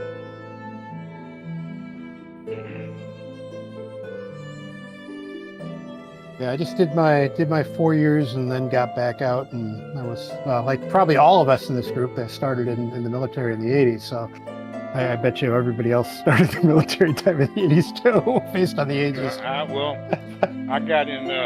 joined in 90. I graduated high school in 89 and went straight in the Marine Corps. I hurt my knee and I got a medical discharge. That's why I'm retired. Oh, got it. So here's my funny little military factoid. So my ETS date was 5 August of 1990, which was I think 3 days after Iraq invaded Kuwait, and I was in terminal leave at the time, and I kind of heard about this. And I was like, if they need me, they'll call me. And then I was glad I didn't run back in to sign up because because I'm glad I didn't run back in because it was all over before it even started, really. And I was like, well, good thing I didn't run into to re-up. It No, they doesn't didn't take really long need to me. get it. The standard all-wheel drive Hey, plus look, an available we turbo got engine. I was It in feels my like it was designed just for motor you. transport was They my don't have you MOS. saying, And we was in motor T school Mazda when Saddam CX-30. invaded Kuwait, and everybody's It's like, made to "Oh move yeah, that's you." gonna be over with in a Every month. Mazda You ain't gonna worry SUV about all offers that." you an Next elevated thing you driving know, I get to my experience and refined performance. And the Discover unit has at already Classic deployed to Mazda. Saudi Arabia. So me and a couple of my buddies, I was in motor T school with, we got sent to the base motor pool, and we was like, man, we fixing to be skating because all we did was drive the little white trucks and the vans around to go get people to take them someplace. And a colonel happened to walk by us, and he asked what a MOS was and what we was doing, and we told him. He was mad. He was like, "What are these guys doing here? I need them in 511." So we ended up being attached to an artillery battalion. Nice. Yeah, I joke that I got the National Defense Service Medal for sitting on my couch for 3 days while on terminal leave. Hey, look, you're a lucky one, man, because my unit was made up of boots and people that was getting close to the EAS, and they got involuntary extended until the war was over with. They was mad. Yeah, I think they stopped letting people out like September 1st or something like that, which was like 25 days after my ATS date. And I was like, nope, I'm gonna time that right. No doubt.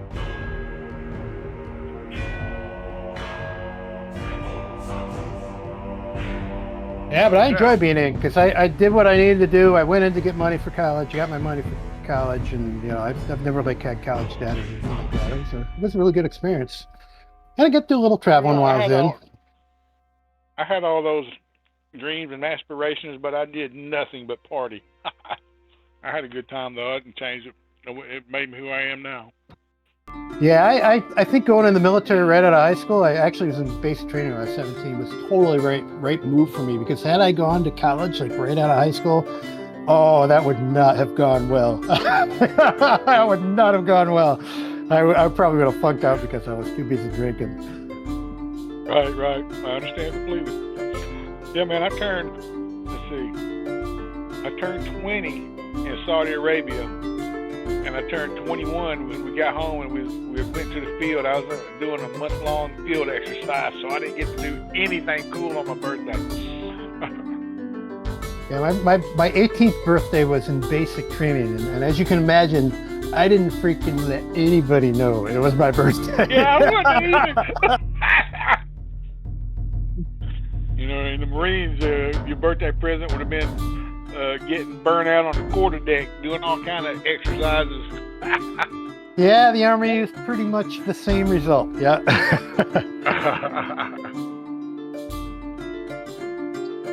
In the Air Force, they got us presents actually, so I'm a bit shocked about the other services. What'd you say? That's because you were smarter than we were.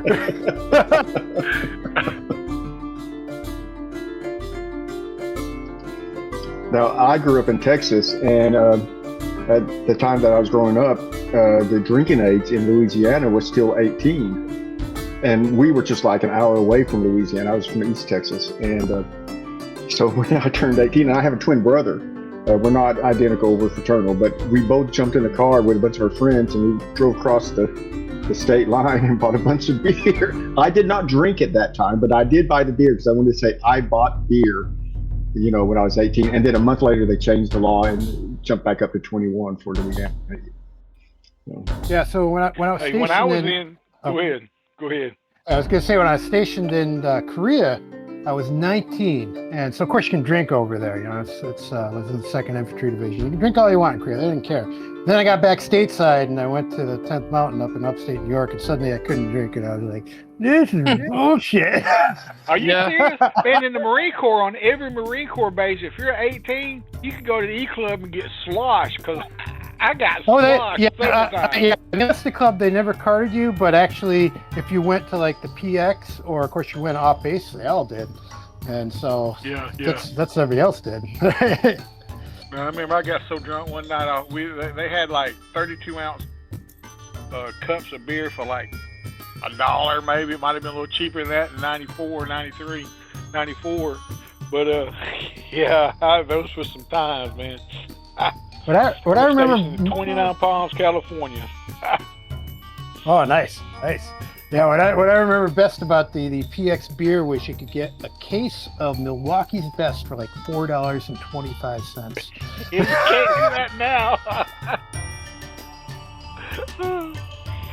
Yeah, man. At 29 Palms, it's all desert, and on every Thursday we'd have to field day. That's just cleaning the barracks and all that. The guys that lived on the bottom deck, they had to take a rake and rake the sand all in even lines. It was crazy. Nice. I don't actually remember. Go ahead. I'm sorry. It looked like little farms with their fields being planted. It was crazy. Yeah, I know there's a lot of stuff that happens, but I actually don't remember, and maybe it's just because I'm old and I can't remember, of me being asked to do anything like just stupid busy work other than cleaning. Right? Because they have a fetish for freaking cleaning stuff. But I don't remember just like raking the sand. We are back. Talk about painting rocks. And we are back.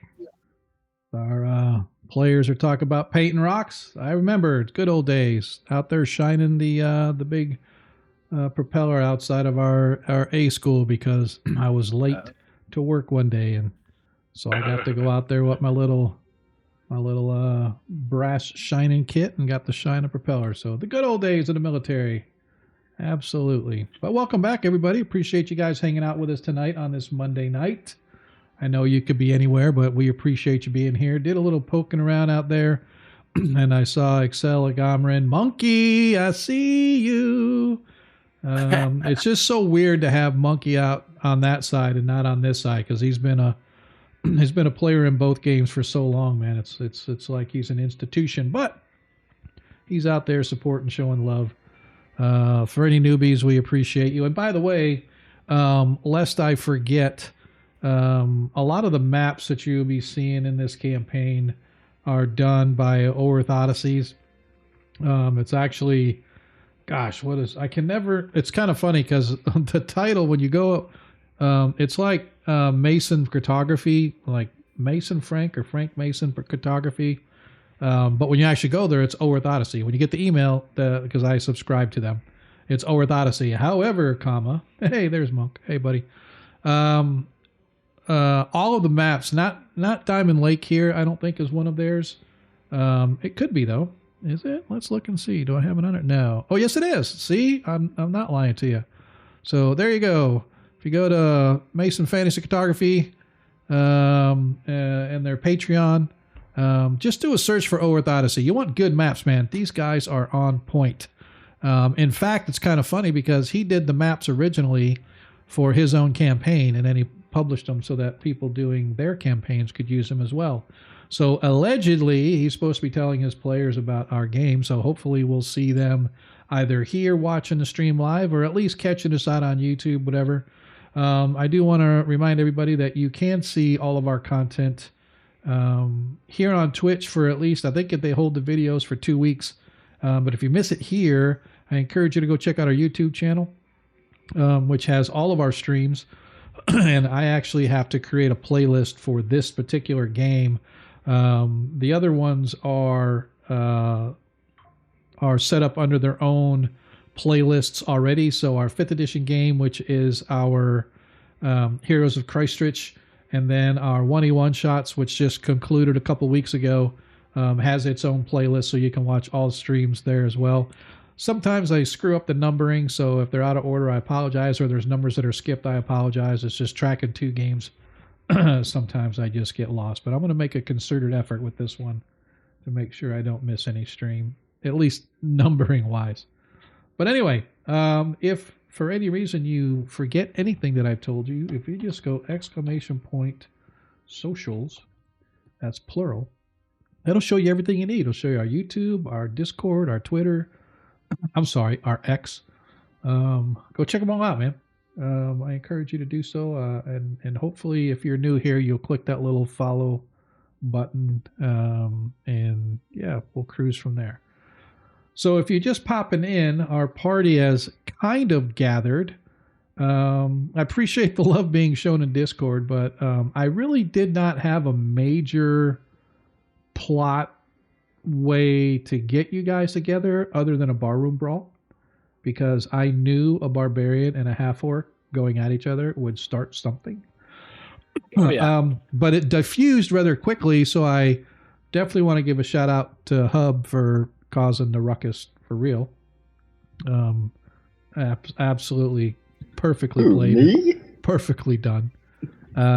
But if you missed the first half of our show, I encourage you to go check it out as our party gathered in the Feral Dog, and therein they witnessed a dog fight, which was not really to their liking.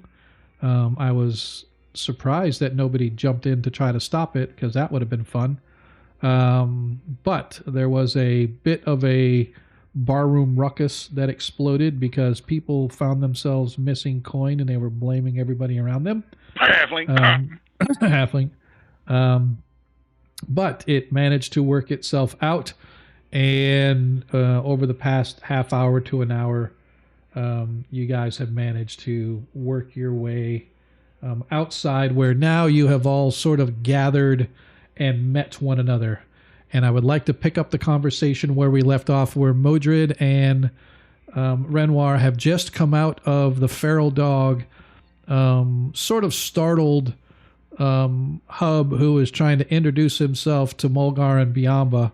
The pseudo dragon, which by the way, we need to make sure we rename Nicodemus correctly, so he just doesn't have a name pseudo dragon. We can you should be able to rename him Modred if you want to. All you do is just open his character sheet and retype his name. Roger that. I'll work on that after the game. Yep. So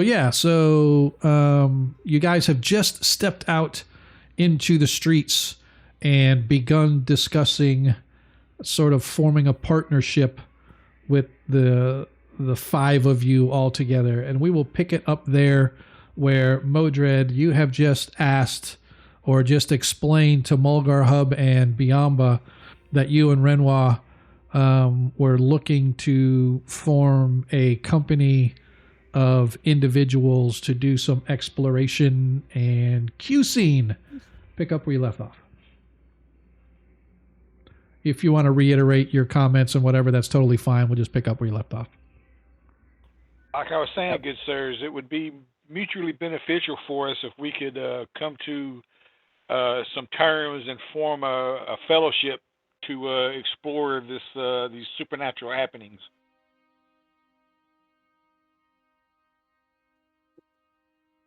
Okay. Wait, this is Hub.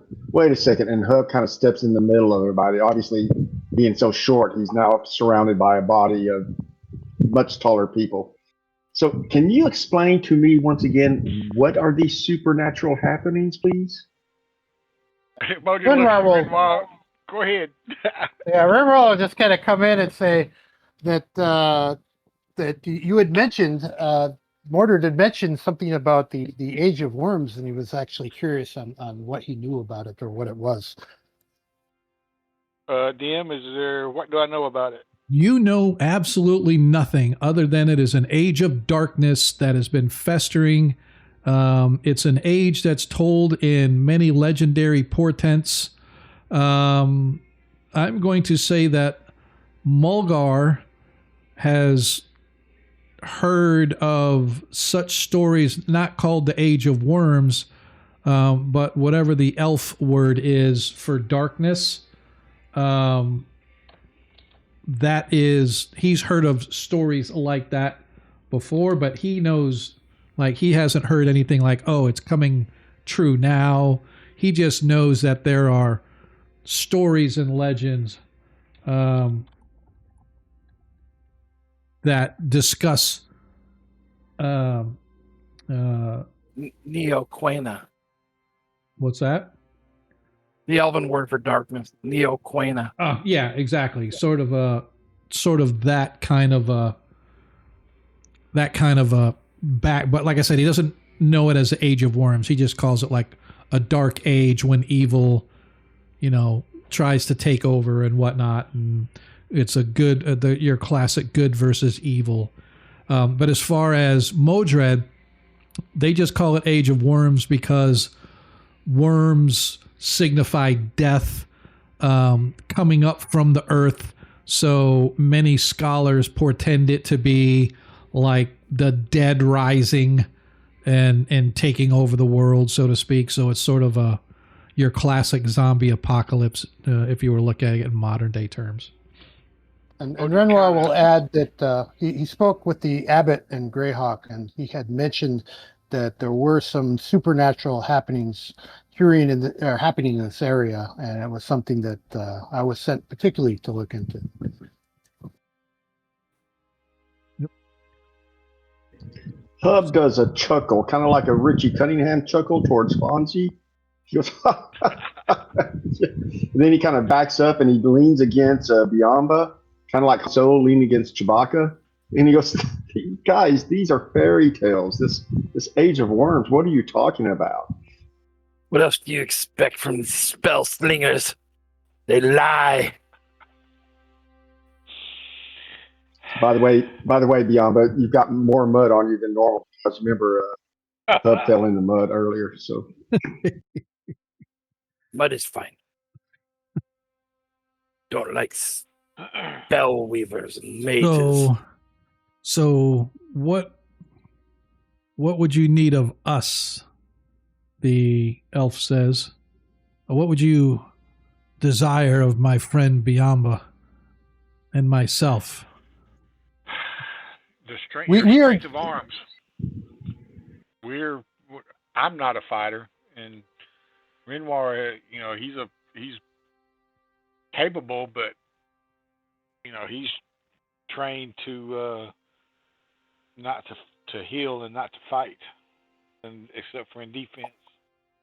I don't mean to speak for you, my friend. I tend to do that. I'm sorry.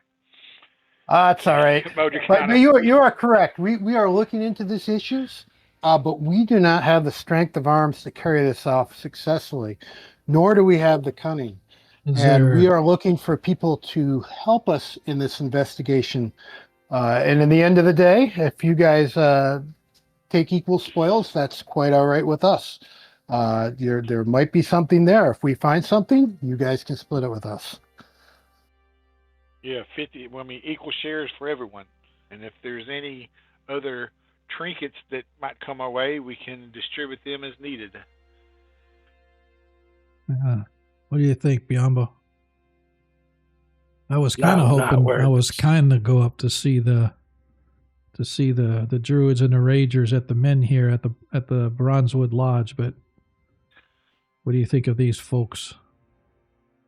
No, trust the one in purple. The shaman is one difference, but not the one in purple. He doesn't like you much, wizard. I see that. I gather that. I can keep my distance. That's the best I can offer, and I will help as I can.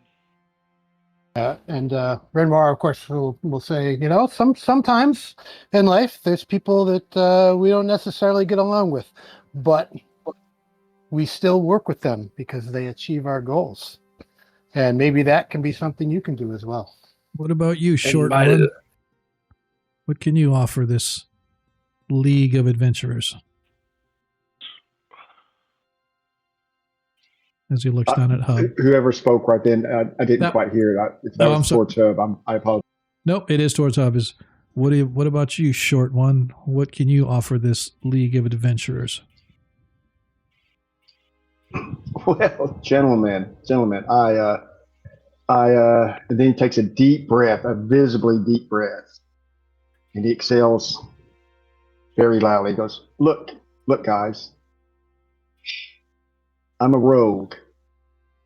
I do things for a living that many people don't appreciate, but I don't do bad things. I don't kill people unless they deserved it. I can get into and out of places. I can get through things that might be locked. I'm very quiet. I don't want to say sneaky because that kind of has a bad taste, but yeah, I'm sneaky. As you watch, as you're speaking, Mulgar kind of puts his hand on his pouch and kind of slides it to the opposite side of the body away from Hub. Keep going. Everybody's safe here. If we are partners, then I will never steal from you. But right now, we could probably stay in a much better place thanks to some activity that I had earlier tonight, at least for one night. That's what I have to offer. And in a bind, with my back against the wall, and I'm not climbing that wall, I can help a little from an aggressive attack point of view, but that is not my forte, just as the other gentleman said earlier. So Mulgar kind of leans over, whispering, albeit a little bit loudly, to Biamba. They said we can make coin. Coin means beer. Beer's good, right? Not as good as mead, but yes, beer is good. Oh, more coin means better mead. Who knows? Maybe we can buy better weapons to go take care of business the way it needs to get. Yeah. So what do you think? We go with them. They turn on us. We kill them. Okay. Agreed. Dogatu could always use a good meal, right? Mm. Like the little one first, right? We carve him up first. Whoa. Okay, wizard. We're with you. My friend Biamba, I am Mulgar. This is I am Dogatu. Modred of the Amethyst Order. This is Renoir. Correct. And I'll- What is this god you serve, Renoir? I serve Tritherion, I have heard this god name. of freedom. I have heard this god, Tritherion, before. Perhaps someday he will be powerful enough to join the Elfin Pantheon, but until then, we shall wish him luck. Where are we going? What is our first to do? For I am Modred points getting rather behind him. tired. Modred points behind him to that road, and he says, down that road there. So just so you guys are aware, it is about 9:30 at night. Not saying you can't do this. If you wanted to go to Allistun's house, totally fine. Just want you to be aware of the time. Yeah, let's pay him a late visit and just see if we can get in to talk to him at such a late hour. Sages are notorious for being busy during the day. Okay. And perhaps irritated at night. Yeah. Is it, I apologize. Is it Modred? Is that correct? Yeah, not Mordred like King Arthur, but Modred. Emphasis. Okay. Put the emphasis on the O. I've been doing that wrong. Did you do something in there earlier tonight? Into the tavern, the feral dog? Who's talking? I can't see who's talking. Sorry, it's Hub with the Brian. The halfling? Yes. Correct. I cast a small enchantment upon them and let them slumber off their drunkenness.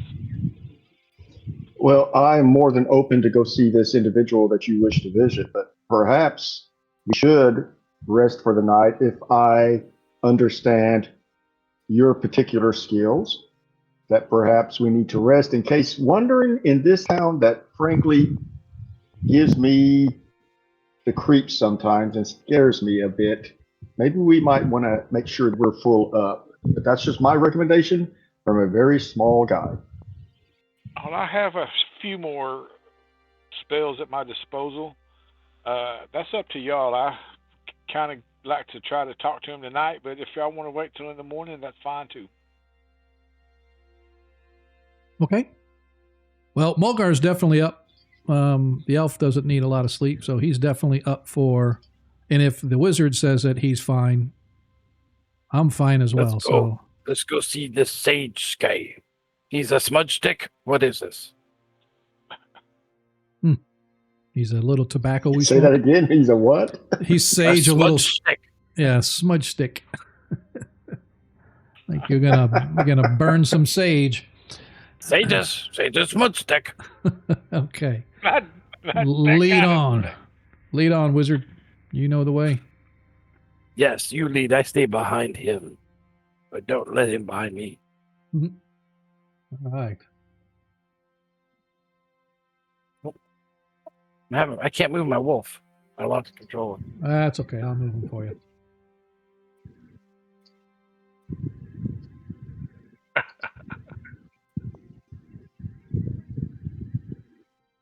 All right. As you guys move your way through town, it takes you about 15 minutes or so as you follow the long path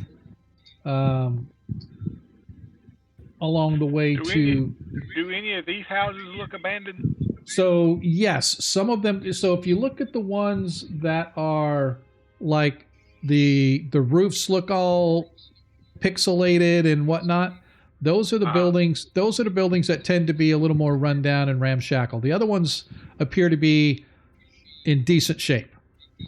Okay. But again, just because some of them do look ramshackle doesn't mean they're completely void of anybody. But for the most part, yes. Okay. The more ramshackle, more chance to be abandoned, tend to be more toward the south side of town near the lake, because as I said, the town started around the lake, had a huge fishing industry. Then all of a sudden mining came in, polluted the water, killed off the fishing industry, and a lot of those buildings and whatnot and homes got let go, dilapidated, and now they're just falling into disrepair. As you move away from the lake, these buildings that you're coming tend to be a little more pristine and in good shape and whatnot. But as I said, as you guys continue along the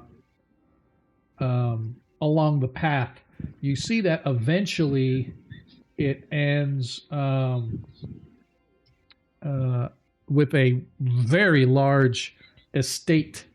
And it has a beautiful garden around the front and along the sides. It is a single-story structure, but regardless, it has that very ranch-style, very new, very upscale sort of a vibe to it.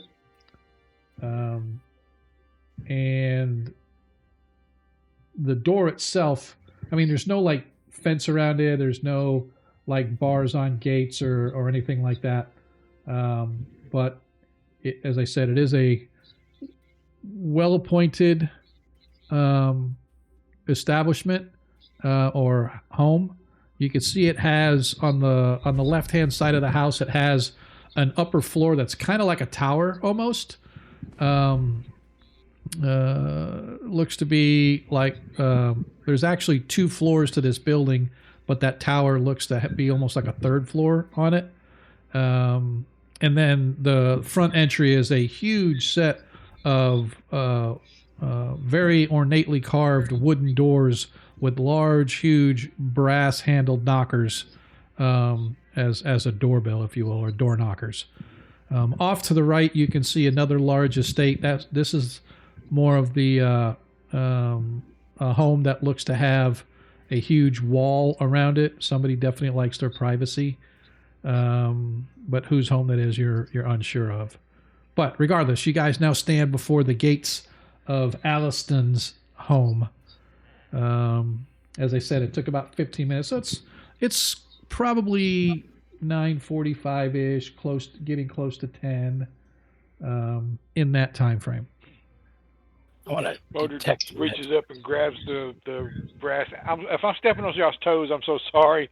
We'll get the order, everything worked out as we play. But he raps on the door with the knocker. Okay. While he's doing that, I'm sorry. Hub is kind of looking at that building towards the east, just kind of taking it in, determining, what's going on there. So he's kind of not paying attention to what's going on in front of him. Yep, it's obviously. What is Hub's intelligence? He's brilliant. He's 12. Okay, so 12. Okay, so you actually you don't know whose it is, but based on what you know about the town and the people that run the town, it's obviously somebody of import. So it's probably one of the mining managers or mine owners' homes. Because it's fairly, I love those dice, man. I really do. So as you sense for magic, I failed.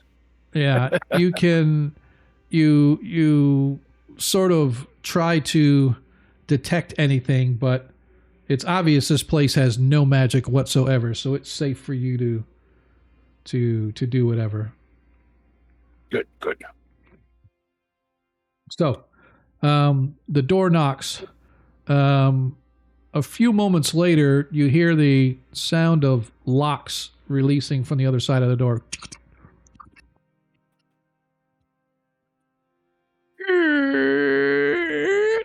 The door opens, and you see a shimmering outline of a formless figure standing there. And Back up. hollow kind of a ghostly voice. Yeah. was. No. And I back up. Greetings. My name is Modred of the Amethyst Order. I have come to inquire of Allistun. What business have you of my master? Nicodemus pokes his head out from underneath where he was caught up around my neck because that kind of intrigued him a little bit. And we seek information on the Age of Worms, and I was told that he might have some information. As the door opens, you may enter. Please wait here for my master. And the door opens, allowing you entry as the ghostly figure turns and walks away into the interior of the home. What's the foyer look like?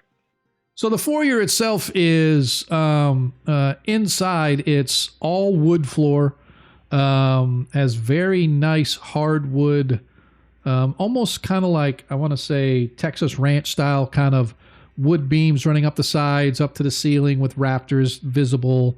But you can see that there is a lot of like plush furniture, like a sitting area inside the foyer, and then it leads into a large great room just past it. But you guys take a few moments to kind of take in what has been or what the interior of the house is. But it looks literally just like a very nice inside normal kind of a home. It doesn't look like somebody that's like replete with magic and all this other stuff. But you hear the closing of two large doors from the interior of the home. And then you hear the heavy click-clack footfalls of somebody wearing heavy soled shoes, not like heavy boots or anything, but like heavy soled shoes that they're click-clacking along the wooden floor. And you see approaching you as you guys wait a middle-aged guy. He's probably mid to late 40s, has a dark beard that's braided with various like knots and like rings holding his beard. Although his beard is long and full, his hair is actually semi-short on top, a little longer in the back with a slight ponytail. He has sort of a farmer's look about him as far as like a tan face and whatnot. But his eyes really give away an intelligence, a bright intelligence, as his eyes are a bright green. And this is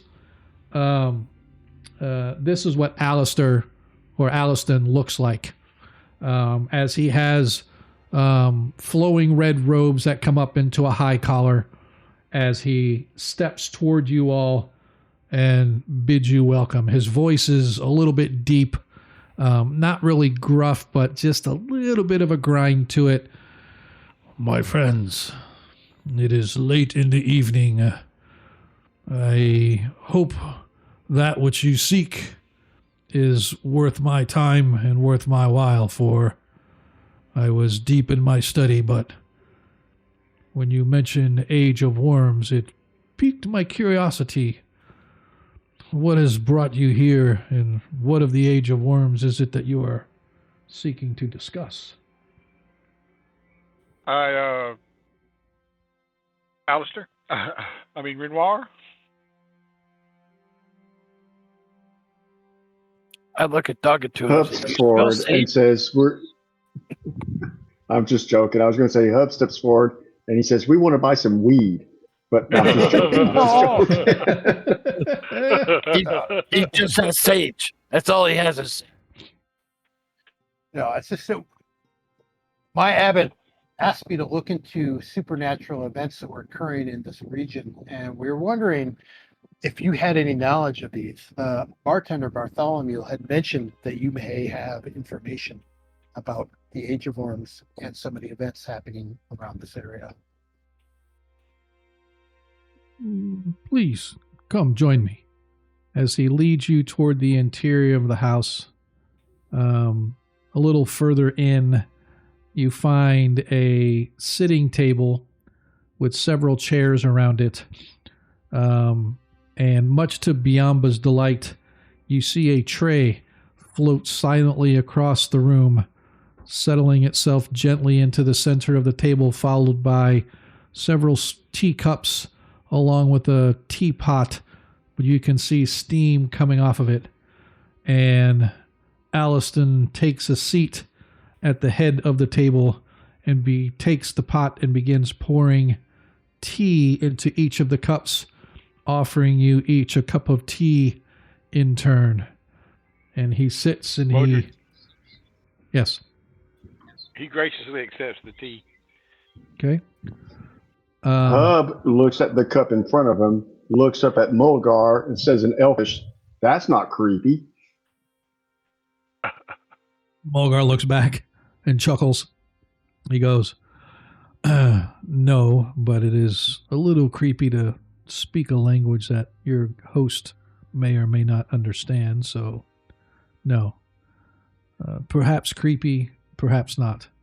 But it is our host's home, and we shall go with whatever it is his desires. Thank you, sir." As he accepts the tea and sits at a chair around the table. While everybody Hub looks at what Mulgar did. Okay. Go ahead, Modred. Go ahead. I've been talking all night. Go ahead. No, I was going to say, Hub looks at what Mulgar just did. He kind of blinks a couple times, and he tries to emulate what he just did, just the same way. Okay. He files it up, but he tries to do it. Okay. And he says, Absolutely. "Apologies, thank you." As Alistair nods quietly. So first, my friends, I apologize, for my services are not free. However, if you have something specific that you wish to ask, I shall reduce my fee by half and answer what I can. What is your fee? My fee is normally 10 gold. However, as I am new to you and you are new to me, I am willing to forego my normal fee and charge you 1 gold per man for a total of 5 gold. And we can discuss whatever topic about the Age of Worms you wish to discuss, and I will tell you what I can. Modred takes his backpack, sets it down beside him. He opens it up and pulls out a money pouch and another pouch that's well worn. He sets them both on the table. He opens the one pouch and pulls out a golden coin and slides it across the table. And the other pouch, he pulls out a small scoop and dips the contents out of the pouch and into the tea and stirs it up. And of course, everybody it smells like dirt and mushrooms. Okay. As Allistun looks expectantly at the rest of you. Renoir mentions that perhaps we should ask what supernatural or outside forces threaten the town.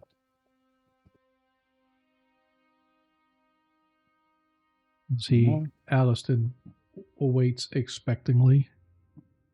I flip a gold coin with my thumb onto the table and said, "Your words better make sense, wizard." He looks at you with a slight smile on his face as he gathers you the second of 5 gold coins. As Mulgar... Renoir mentions, unfortunately, Tritheron has not provided me with the ability to participate in paying for this. Modred kind of grunts a little bit and opens his pouch again and pulls out another coin. That is all I have. Okay. And that just leaves Hub as the 4 gold coins sit on the table. Hub is looking up at the ceiling, kind of looking around. Man, this place is beautiful. He kind of nubs him with his elbow. As the elf, as Mulgar sort of, your turn, Shorty. For the love of the gods, and he reaches into his money pouch and produces a gold coin.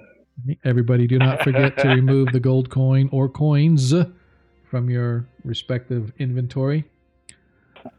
So, the Age of Worms is a dark age that they say will be visited sometime. There are those that say there are strange portents already happening, though my research has not really led me to believe as such. But there are those much wiser than me that feel that something is already moving through time, through space, through the earth even, and they say that this age of worms will hearken in the age of the dead arising from their very graves to walk the earth once again.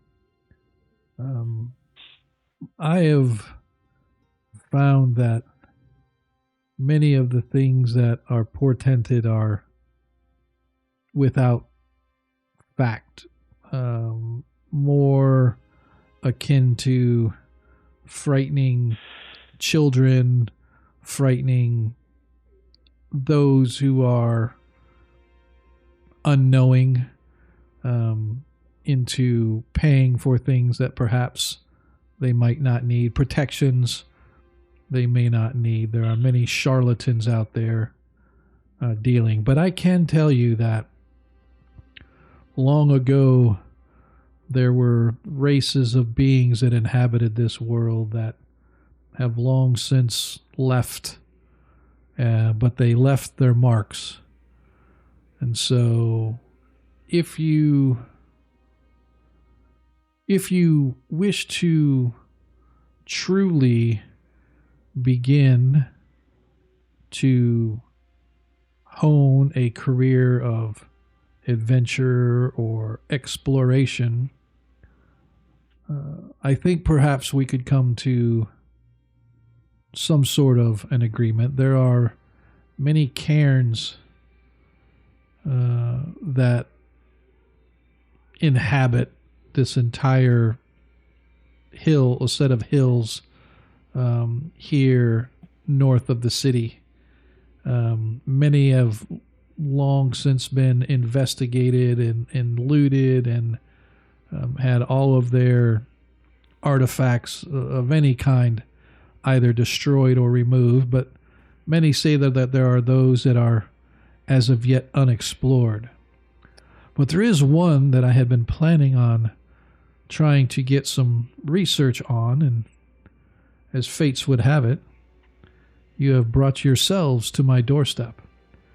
And so I might be able to offer you a first contract, if you will, to go investigate this cairn, which is probably one of the most, well explored cairns nearby Diamond Lake. However, many years ago, a young child went missing within the cairn, and her body was never found. So perhaps if you could show me your fortitude, you could investigate this cairn, perhaps go as deep into the cairn as anybody has, or as you possibly can, and find out if there's any indication of what may have happened to the child. A young girl. These cairns, the children use them as places of dare and do. However, when this last child went missing, perhaps 6 or 7 years ago, it destroyed her father. To this day, you could find him alone and drunk, sitting on his doorstep of his houseboat on the lake, wondering when his child is going to come home. None as of yet have been able to get him to leave his boat for fear that his child will return. However, if you can prove such skill and daring do and successfully survive the exploration of this cairn, which, as I said, has already been explored as far as it can be explored as far as I know. But it wouldn't hurt to send you. And as I said, if you could find something of what may have happened to the young girl and return it, show your worth, then perhaps there are other investigations that might be more suited to your abilities and skills. And of course, there could be payment involved should you succeed in whatever task it may be. What do you think? Well, I think that's a good proposition. What do you guys think? Yeah, I agree. We should definitely look into this. This could be a stepping stone along the way to finding what's happening in town and what's causing problems for the people. So Hub was watching what everybody else was doing, trying to behave similarly, especially Mulgar. He has a little bit of respect for the elf, so he's trying to behave properly. But as Allistun kept on speaking, he kind of had this look like, whatever. But the more Allistun spoke, the more Hub became engrossed with it. And he started leaning forward with his arms, his knees. Obviously, his feet weren't touching the floor again, but he became engrossed with it. And you could see his concentration was there. And then at the end of the statement, Allistun said, payment. And all of a sudden, Hub was sat up straight. He didn't say anything, but he became obviously engrossed with the statement of some sort of payment. But he's not said anything at this moment. Okay. So, I ask you this. There is a cairn that the children say whispers to them. And so I would invite you to find this cairn. It is perhaps 3 miles east of town, about 2 miles further along the trail past the Bronzewood Lodge. If you continue up into the hills past the lodge, you will come to the place where this cairn is supposed to be. I do not know its location exactly. That is the best that I can provide to you. But it is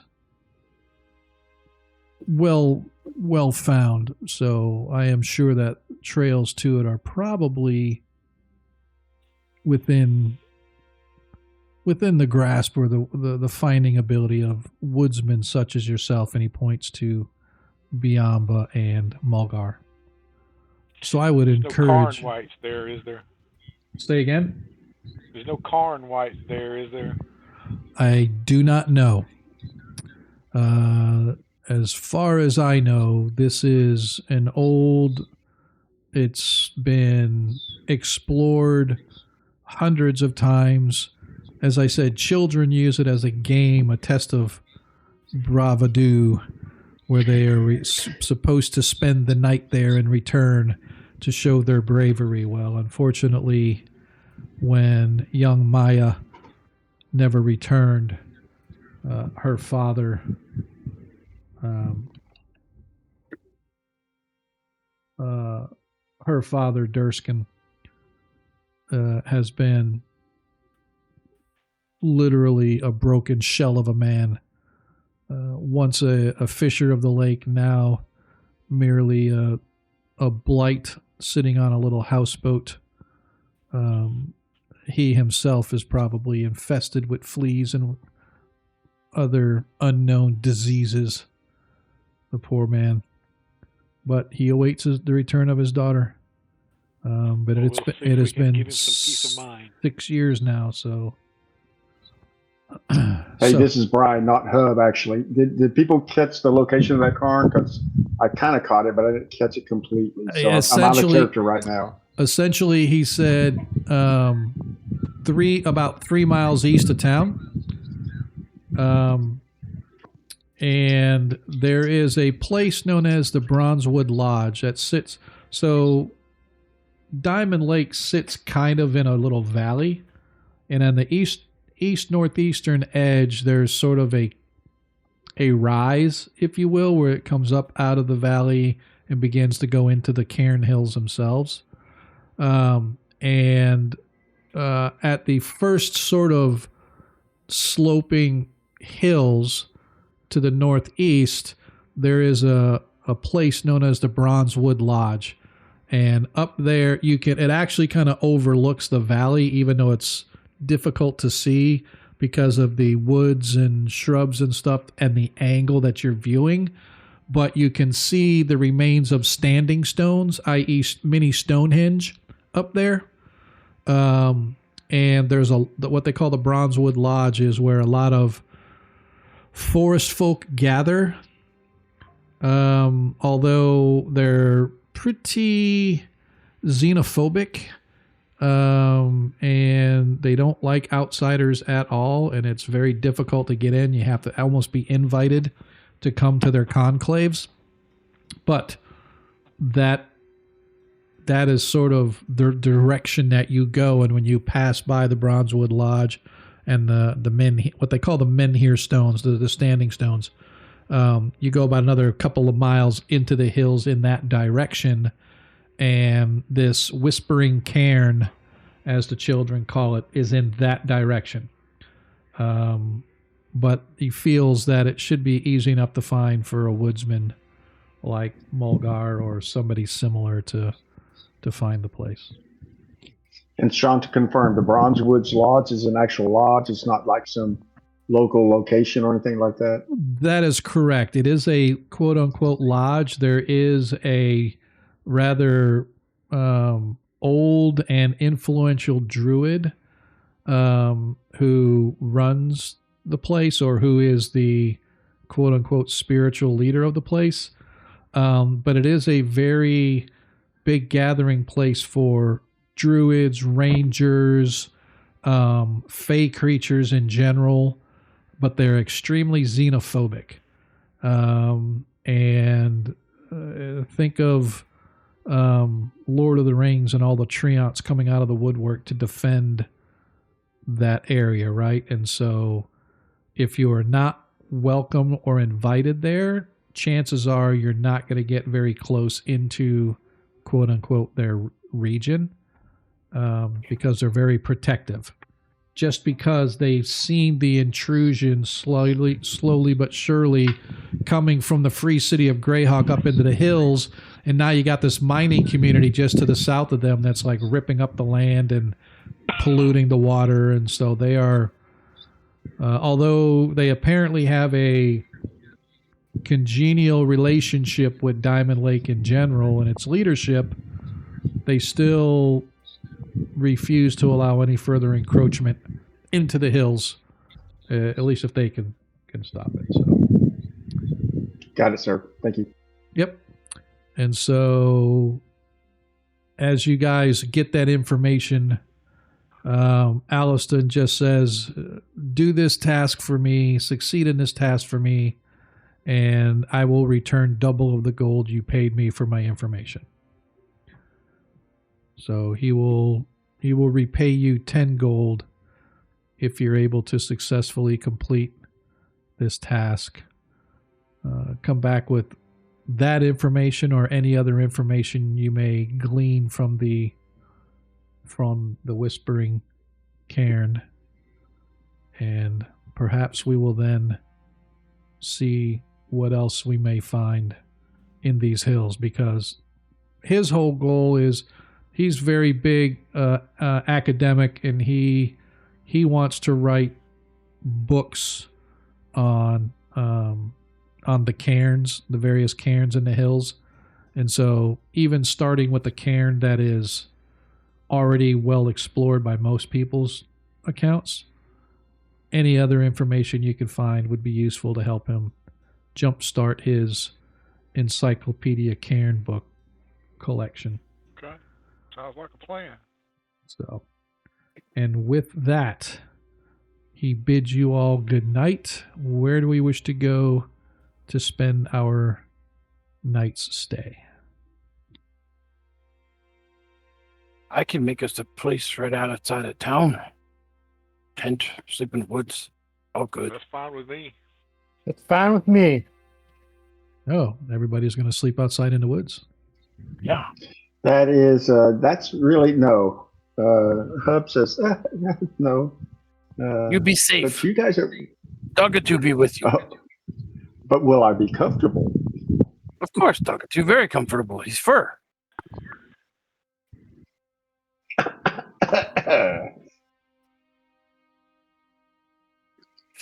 Hub is thinking of staying in town.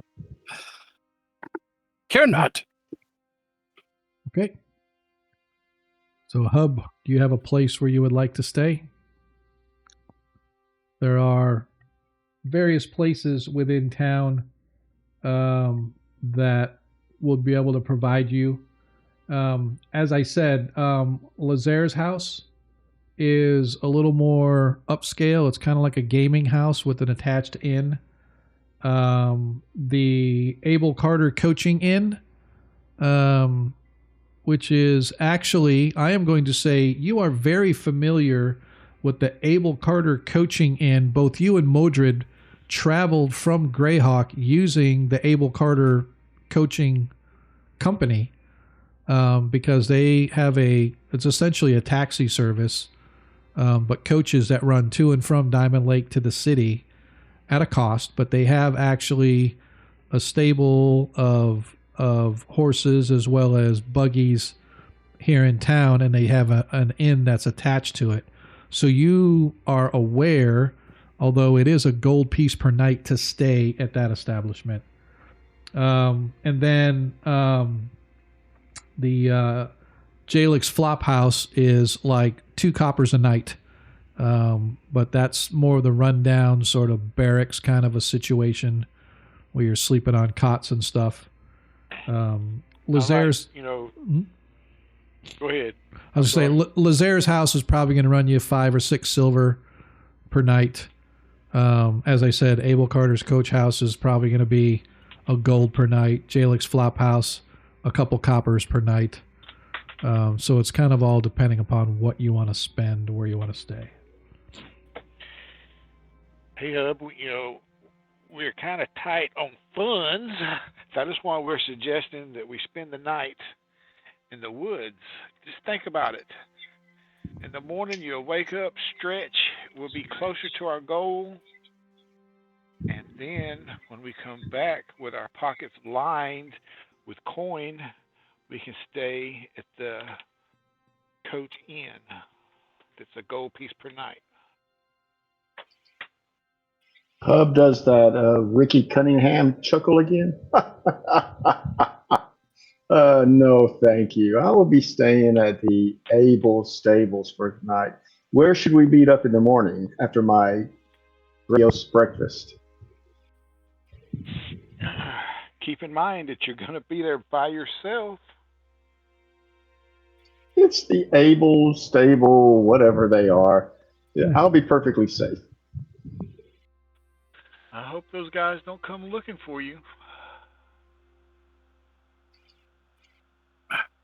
So you could see that Hub had that fake smile on his face, and that smile just slowly melted away from his face. And he went, You know, I want to be a team player. I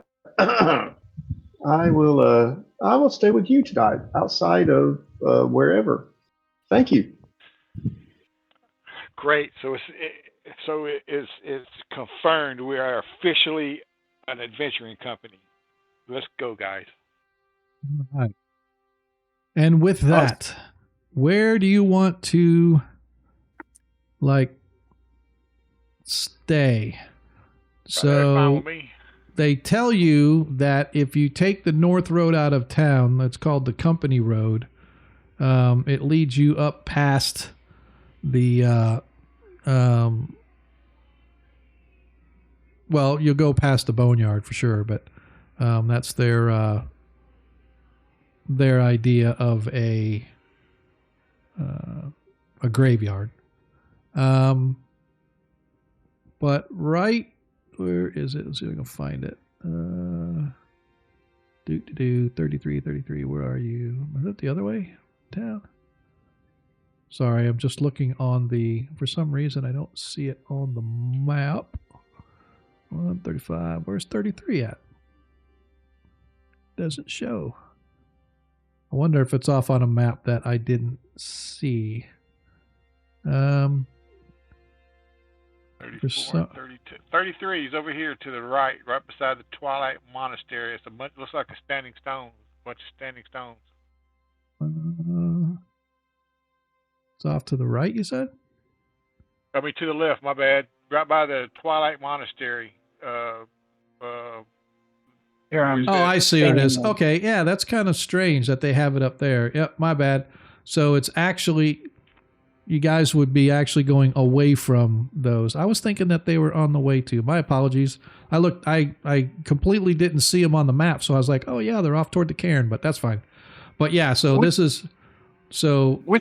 Which way did I come into town? Because I would have left my horse outside of town someplace safe. So I am going to say that you guys, when you came into town, you were probably coming off the road from the Free City, so off to the west over here.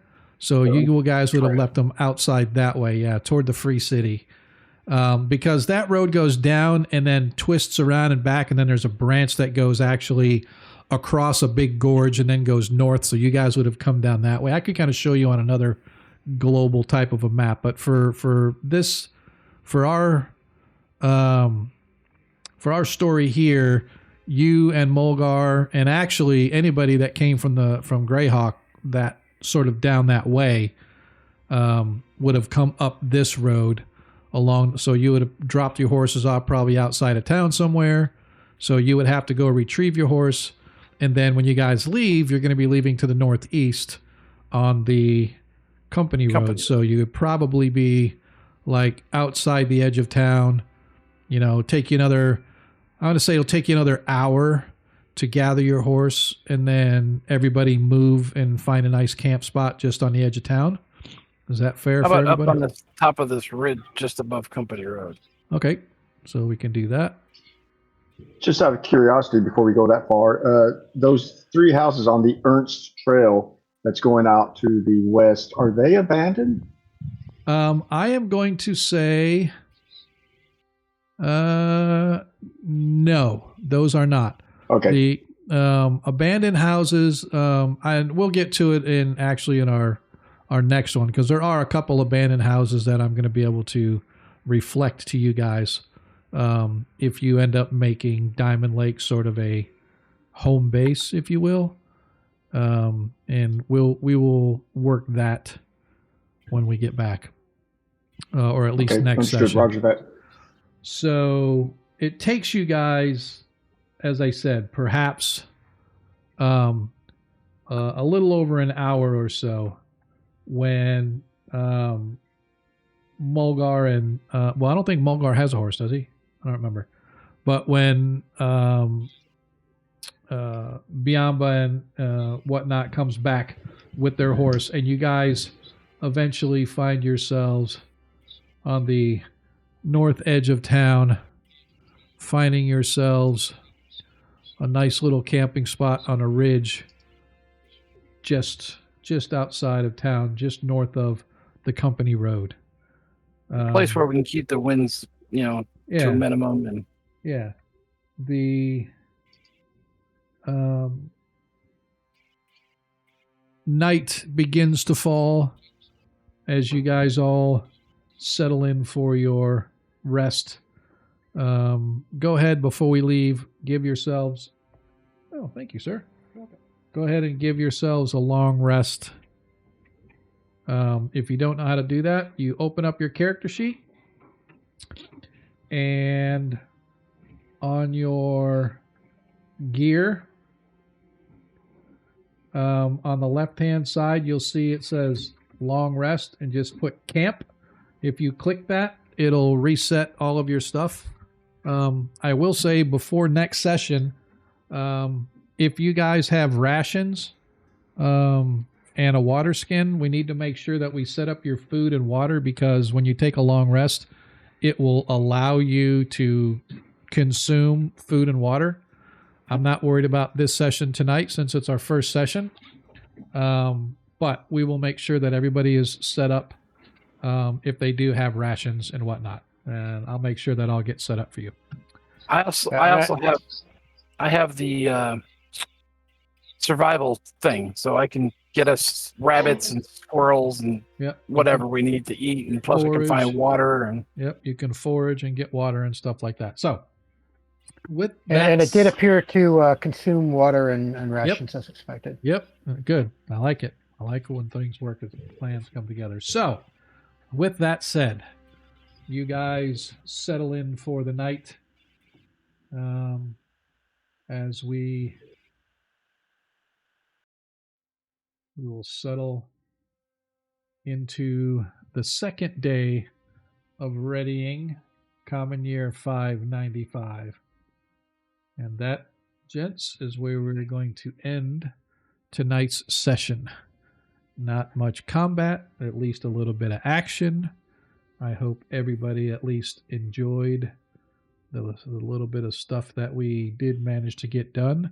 What I am going to do is I am going to switch over to our going away stream. But I appreciate everybody that hung out with us tonight for players. I hope, as I said, I hope it was decent enough for you. Great game, Excel. Appreciate you hanging out with us. See you later, Monkey. I hate when everybody leaves before the game, man. I hate it because I want to bounce everybody over to a stream. We got to figure out who we're going to bounce over to. Let's see who's actually online. So, who else? Let's go over to Darling so we can... Oops, that's not what I wanted to do. So those that don't know, if you're new here, at the end of every stream, we find a D&D game that we follow, somebody that we follow on Twitch, and we raid over to them. And essentially a raid is literally everybody we just pick up, and I send everybody over to whomever we're going to be raiding into. And we got a few people left. I appreciate everybody that's still here. But we're going to bounce over to Darling Creep Show. Don't forget, we do stream Friday. That's our 5th edition game. This game will be back next week. And as I said, players, I hope that you guys had a decent time. Great role playing, by the way, by everybody. I think that was awesome. That's one thing that I really enjoy a lot. As much as I enjoy throwing the nat 20s and beatdowns on people, I definitely like a great role play, and I think you guys were on point tonight for the role playing. So thank you for that. But we are going to raid over to Darling Creep Show. If you don't follow her, you need to. Give her a follow. If she asks, let her know where we came from. We've been following her for a while. She blew up pretty fast, man. She started out a little small, and then next thing I know, boom, she's everywhere. But she's got her thing going on, man. But I think she's doing miniature painting tonight. So we're gonna bounce over to her and say hello. But just remember, as I always say, in a world you can be anything you want. All we ask is that you be kind. So hopefully we can see this work. Oh, look, the button worked. My stream stuff is working tonight. I like it. So yeah, we're going to bounce over to her. It looks like we got 5 or 6 people going over. Not a whole lot. Doesn't matter. Every little bit counts. We'll see you guys next Monday. Players, appreciate you guys. See you next time. And let's See ya. see if we can bounce. See Raid ya. now. Let's see what happens. Woo! It worked. Nice. All right, we are over there. So if you have not followed her, please do so. Hi, everybody.